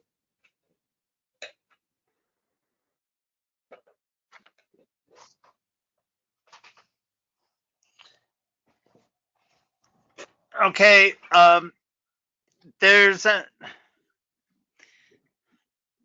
you're asking for a motion, but Tracy has an interesting point of view in that if we pass this, X becomes Y, and if we leave it the same, then all we do is go around and say, you're not in compliance, you're non-compliant form of business, you have to get a conditional use permit. I see the validation of giving everybody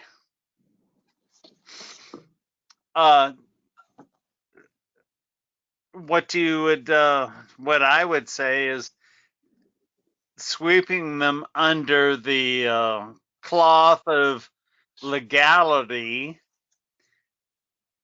but I don't like the wording that anyone who has a conditional use for a neighborhood cafe can be a liquor store. So I would like, maybe we can wait and see what the business people can come up with to help us make it a little better situation. My feeling, but I am certainly willing to change my mind if the council goes with a majority vote. Thank you, Councilor Kerry Smith. This ordinance will only allow people within that zone to do more. So this is helpful to them in regards to what they can and cannot do. If we delay, it will only retard what they want in regards to regulations. If we move forward, it will help them moving forward. That may be in the short term, Chad, and I want to help the businesses in the C1 zone. My question and my concern is if we allow hard alcohol sales on premise and off premise, and that is what we have done so far in this change in the ordinance for C1. We're going to have 3 bars downtown. All you have to do is have the appropriate liquor license. And That is correct. I'm concerned about that because I had kids grow up here going to Kerr's. That's the kind of place I want, is neighborhood market occurs, they can go in, buy their candy, and leave, and they don't have a bar next door going, "Hey, how are you, kid?" Thank you, Rita. I'm sorry. That is correct. So the bar would be legal. Yeah, Hard alcohol. I don't want that. Hard alcohol is legal. I don't want that. I don't want that for Gerhardt, and I don't want that as a. I don't believe I have a legacy, but I don't want that to be part of what I leave behind in Gerhardt. I agree with Carrie.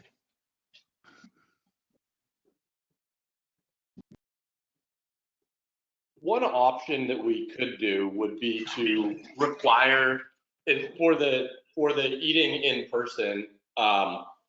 We could require that it be at tables.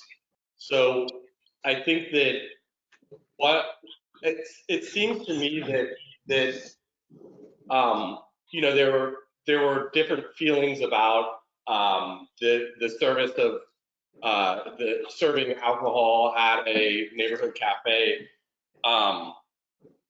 You know, some people said, well, what if you're having a steak dinner and I'm fairly certain I'm quoting Mayor Brown. He said maybe someone would like a martini with a steak dinner. And so one possible option would be if we did not allow bar seating in the neighborhood cafe. So it was just tables, and perhaps that would give a cafe or restaurant the flexibility in order to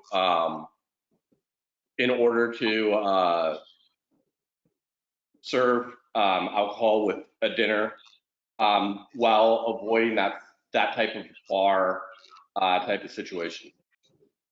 Well, Peter, that's what we envision, and that's what we want, but that doesn't mean that's what we're going to get. And with that, Rita, you're absolutely right. There have been instances in Gerhardt where somebody's come in and gone, well, you gave me the right to have a brew pub, so now I'm going to make it a brew pub lottery station and everything else that can go with it. And it's not what I want. I'm sorry. I'm not talking for anybody else, but it's not what I want for Gerhardt. Gerhardt wants to be residential, and you don't want drunkards. And I say this with a smile on my face, with a beer in my hand. I don't want them walking on the streets or coming out of the streets right beside a Gerhardt market. What I want is not homeliness, but I want it to feel like, okay, Cleaver lives here and I'm just an old dinosaur looking at something new. Carol, I tried to express some of this when we were taking care of this at our public hearing, and I agree that we don't want a bar, and that was part of the reason I said the soda fountain was outdated, because soda fountain is kind of like a bar, only they serve soda, which you can also get at a bar. You don't drink alcohol. So I think we need language in there that reflects that. Do you feel that the current ordinance that we're looking at reflects that sentiment? there's two things we seem to be talking about, the market and the cafe. And so the changes we made to the market, if you have those two handy, this is the way the wording is a result of your hearing. And that is a modern community market or co-op, which took out primarily sells food and sundries, because that was a limitation, for instance, for the sweet shop by not selling primarily food and sundries. But anyway, we took out primarily sells food and sundries, including produce, meats, seafood, beer and wine, personal and household items, and other grocery items. May also include a deli, soups, salad bar, bakery, ice cream. We added shop so that Pops could be considered not just selling ice cream out of the freezer in the store, but an actual ice cream shop. And also made to order meals and beverages to go. Now, the new aspect to what it doesn't say exactly in the existing code for C1 is we may offer beer growlers to go, wine tasting, and limited on-premise beer and wine consumption where appropriate, subject to OLCC licensing. Indoor seating limited to 700 square feet. Outdoor seating on the site is unlimited. Sidewalk seating is permitted. And so this is the market. So the market here is becoming, like you'll see in some modern markets, small and big now, more of a mix of delis with some side seating where you might sit and have a beer with your deli sandwich. And the seating is limited, so it's not like the whole market's going to be that way. It's 700 square feet. Okay, so those were really the two significant changes you made from the last proposal. Now, if you look at the cafe, just to make sure you understand what it says, it's a business devoted primarily to the serving of prepared food.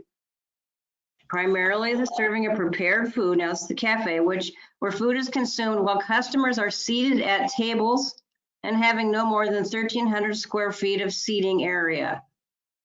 So it's a limited amount of seating, but you have to be seated when you're eating. Food and beverage may also be sold for takeout. Service may include alcohol sales on premise or to go where licensed by OLCC. Okay, and right there, Carol, it says alcohol sales can be sold off site, and that means alcohol. I'm sorry, but it's just a little tweak in my mind.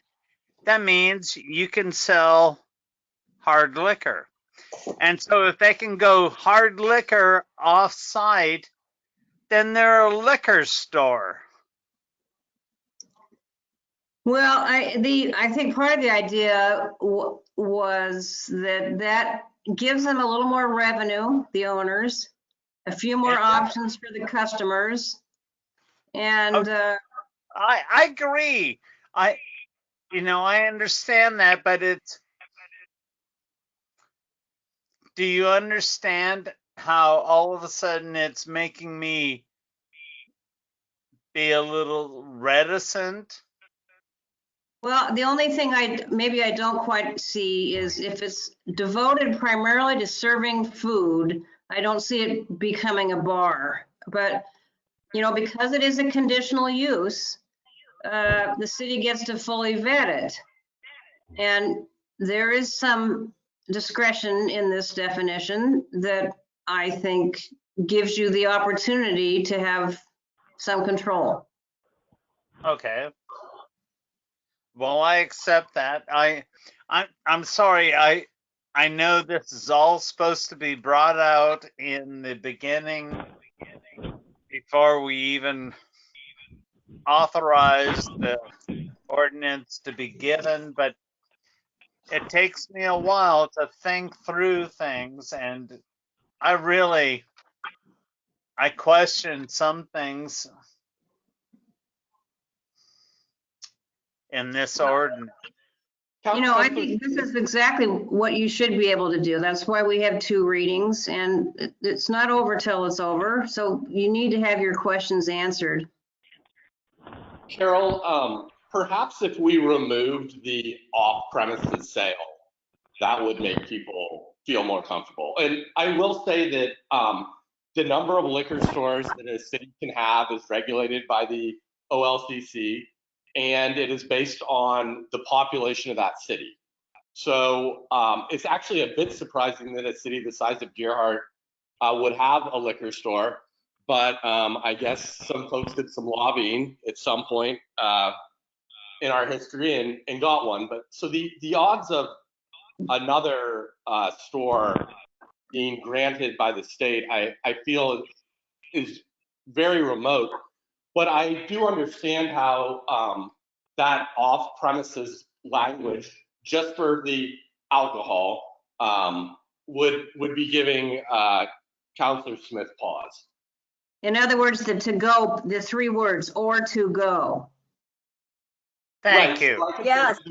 the food to go probably, I'm sure no one would be opposed to that. But the alcohol to go, which already would be kind of problematic because the OLCC doesn't like mix. Well, with the COVID, they're allowing some of that, but on a very limited basis. But I think if we remove that language, we would be making sure that we don't turn into New Orleans. But I think you need to be careful that wine to go or beer to go, in my opinion, is appropriate based on what we've been allowing prior. You're right, Dan. And I believe the thing is, and it, for me, is the fact that alcohol refers to mixed drinks and beer and wine are specific in other areas of this ordinance. And I just don't cross that line because I do not want my grandchildren, because my children are grown, I don't want them going downtown Gerhardt. And this is, personal. I admit this. I do not want them to see people staggering out, not that anybody will, but from a bar. And so I oppose anything like that. But since it's the Christmas season and It's a Wonderful Life is coming up, Carrie wants to see Bedford Falls and not Potterville. Oh my God, man. I want to see something different. Brent, thank you very much. Yeah, I think everybody would agree with your view on that. And maybe there's some language that we could put in there about selling, bottles of wine and bottles of beer to go is okay, but not open drinks glasses. So they're not drinking on the street. That's right. And we don't have open containers on the street. I certainly hope so, because I've seen that for so many years. But open containers on the street are actually controlled by OLCC and are currently illegal. Right. You're I right. think Cannon Beach, you can have a beer on the street. They've got some sort of a city ordinance. It specifically allows it. Yeah. That is correct.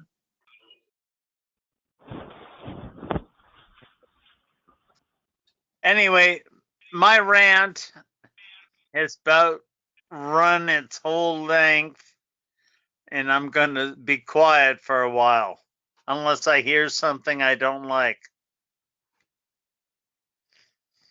So what I'm hearing is that Carol has suggested, based on Carrie's concerns on page 2 of this ordinance, under the definition of neighborhood cafe, and I think actually it was Peter that said, perhaps if we delete the words "or to go," that this may be suitable.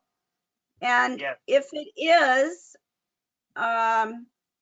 then if someone could inform us, what the proper procedure would be at this point, because I don't think we even have a motion on the table. Right, we would have a motion to amend the language and to reflect, I think we have a pretty good understanding of what you want, and we can probably craft some language and bring that back to you. And as long as this process is going, then, and we know that we're arriving towards this, then we can continue that stay in enforcement based on the fact that you're amending the code in the same manner that we did for the vacation rentals. Thank you, Peter. Would someone like to make a motion? Madam Mayor, I'd make a motion to, oh my God. Table for 1 month? Well, staff, I would like to make a motion to table the ordinance for 1 month while staff corrects language and the council reviews the corrections, and then we agree to it. I'll second that. is there any further discussion on this topic? I guess this Dan? is my opportunity. Yeah, I guess this is my opportunity to kind of plead one more time that if we feel that the items that are listed as conditional uses might be appropriate for the city, that we actually just eliminate the conditional use and make those part of the ordinance.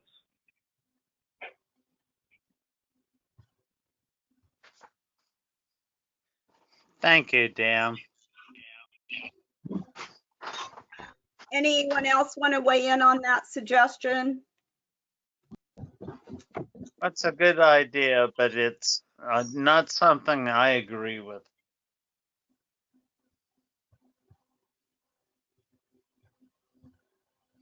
Not hearing a consensus, and we have a motion on the table and a second to table this issue, which is ordinance number 929, for 1 month, and direct staff to return it for the January agenda for possibly approving at that time with minor changes as we've discussed tonight. All those in favor say aye. Aye. Aye.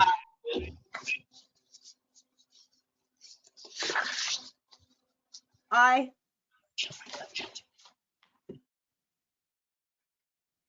Rita, I didn't hear your vote. Aye, sorry. Brent, I didn't hear yours. Oh, yes, I think I was first. So yes, aye. So I believe that was, that motion passes unanimously. Thank you all for that discussion. It was really good. Moving on then to old business. Gerhart Grade School update. Chad, do you have anything else you want to add at this time, or does anyone else? I don't, not at this Go time. ahead. Any of the counselors have anything else they want to report? Grade school, no, thank you.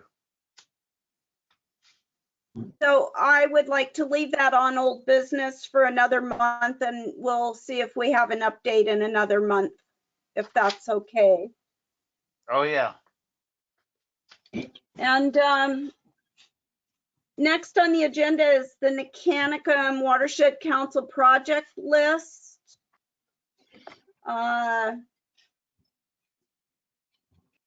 Rita, you worked on that with me. Do you want to explain that staff report, or shall we give it to Chad? Well, I just want to make a few comments because we did have a really long discussion about all of the projects that were listed. And I'll be really brief because it's getting late. So the dune restoration projects, this was previously addressed by the Dune Vegetation Committee.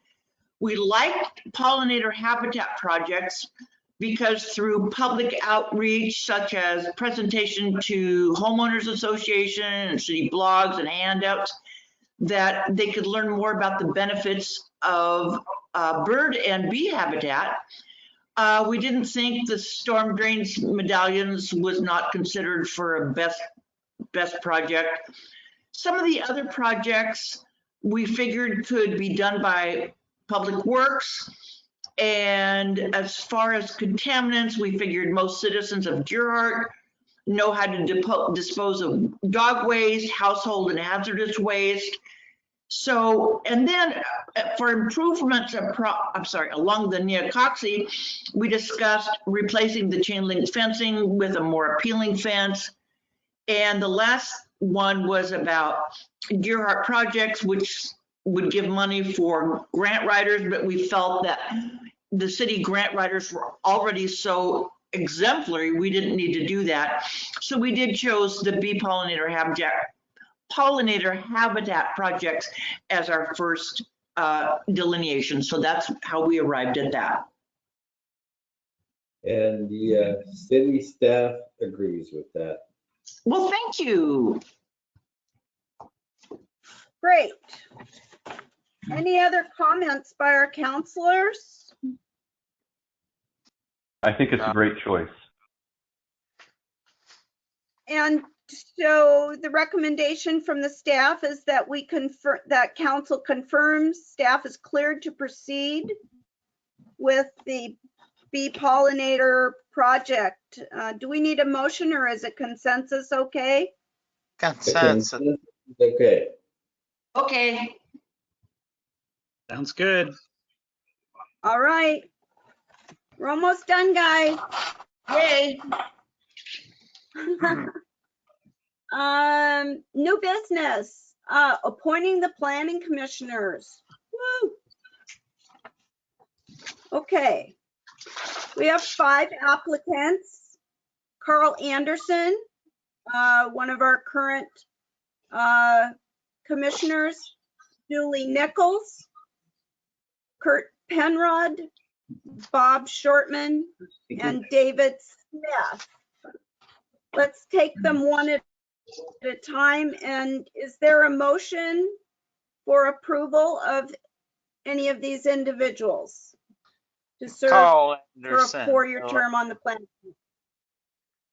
Go ahead. I have a question. How many can we approve?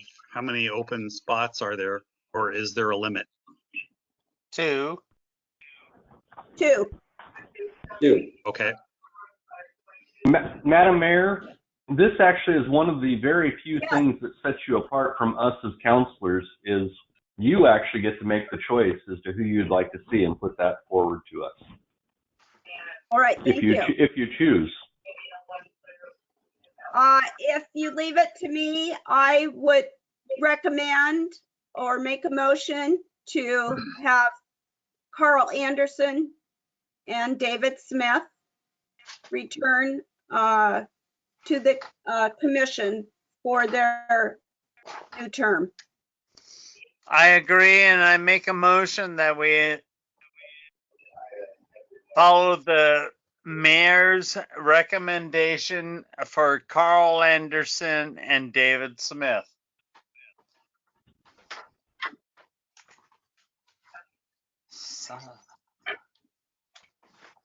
Do we have a second, or did I second it? I hear no second or motion. I will second that. Thank you, Dan. Any other discussion? But I just wanted to say, I was really impressed with a lot of the comments that the other applicants had also. So I have no background on any of this, so I'm gonna follow your lead. But if there's any possible way of increasing the number to include more of the applicants on the committee, that would be what I'd like to see. Unfortunately, we don't have that ability. We're limited by ordinance and rules of construction. Okay. Hey. I would like to state in serving, more years than I like to think about,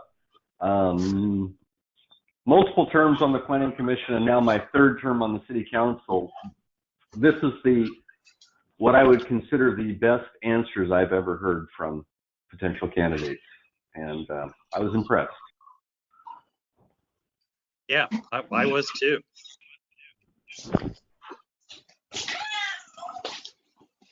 I agree. I appreciate all of. Oh, sorry. I was just going to say, I appreciate the answers.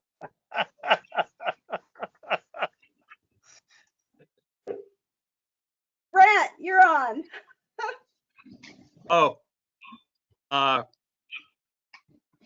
I always like to encourage volunteers and not discourage them from trying to participate.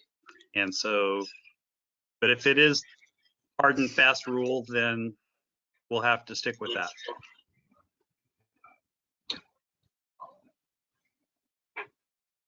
I just want to say that I thought a lot of the answers were really good and really appreciate the participation, all the volunteerism. There are a lot of avenues for volunteering, and I hope that we can find places for these folks at another time. So we have a motion and a second. Are we ready for a vote? Yes. All those in favor say aye. Aye. Aye. Aye. Aye. Rita, are you there? Nay.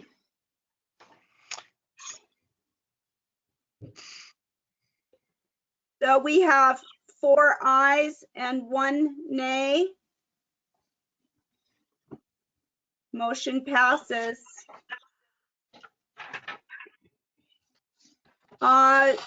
Final item on our agenda is the pickleball proposal, and I believe, Chad, correct me if I'm wrong, that we've been asked to table that or send it to the Parks Committee for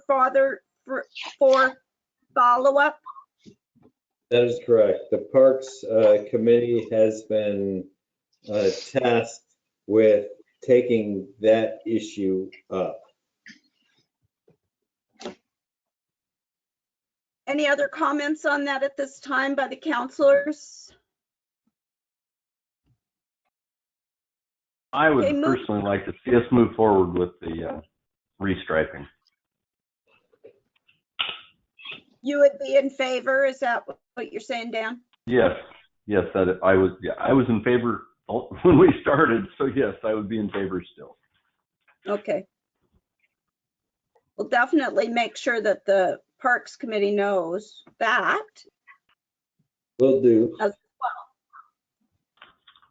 And moving on to council concerns, let's start with Dan Jesse. I miss all of us meeting in person. I know we have a conflict with the fire department on Wednesday nights to use the fire hall, but it would be nice to meet in person again.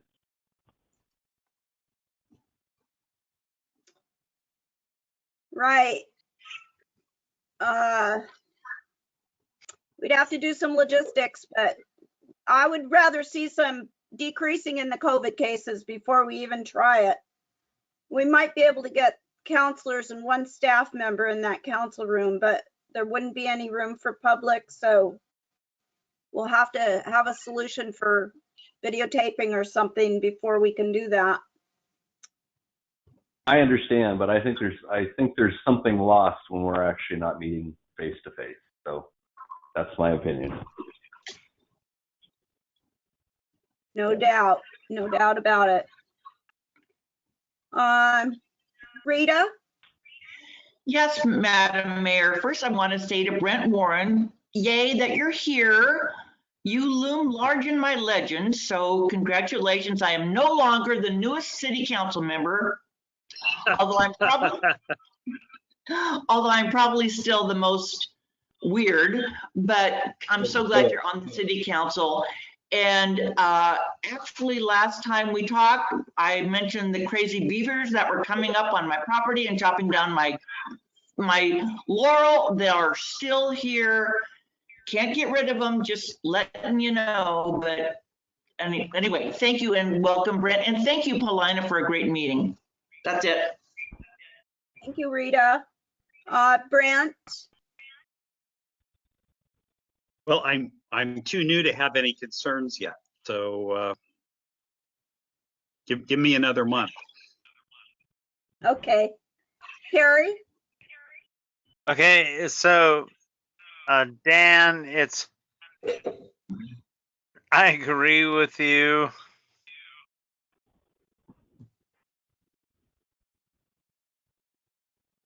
And Brent, it's good to have you on board.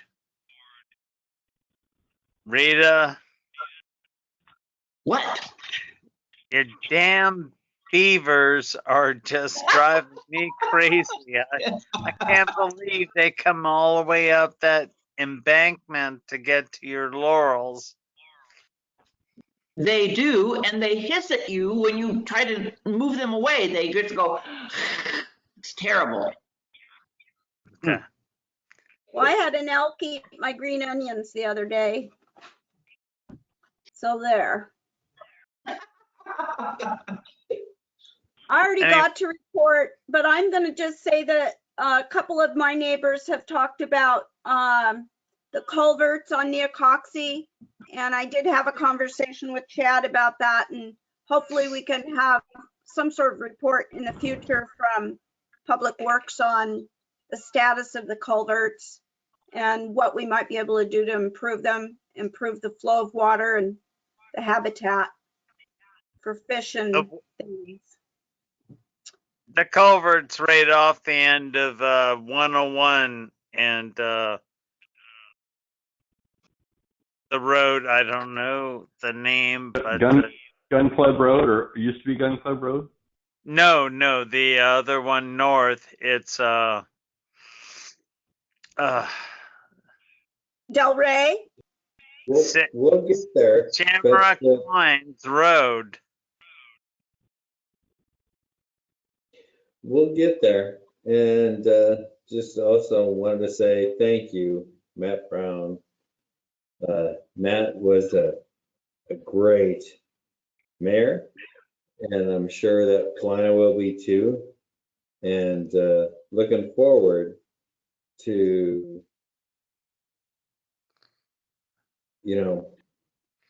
being good for Girard. Take care, y'all. It's David Smith. May I comment? Yes. I want to say thank you and congratulations to you, Paulina. And I know Carl and I will knock our socks off to do the best for the city. Thank you so much. And thank you for putting a visual on there, Carl and Robert, because we've got counselors saying they want to be in the same room, but at least I can see you guys and Brent Warren. So thank you all. And thank you all for coming in by phone.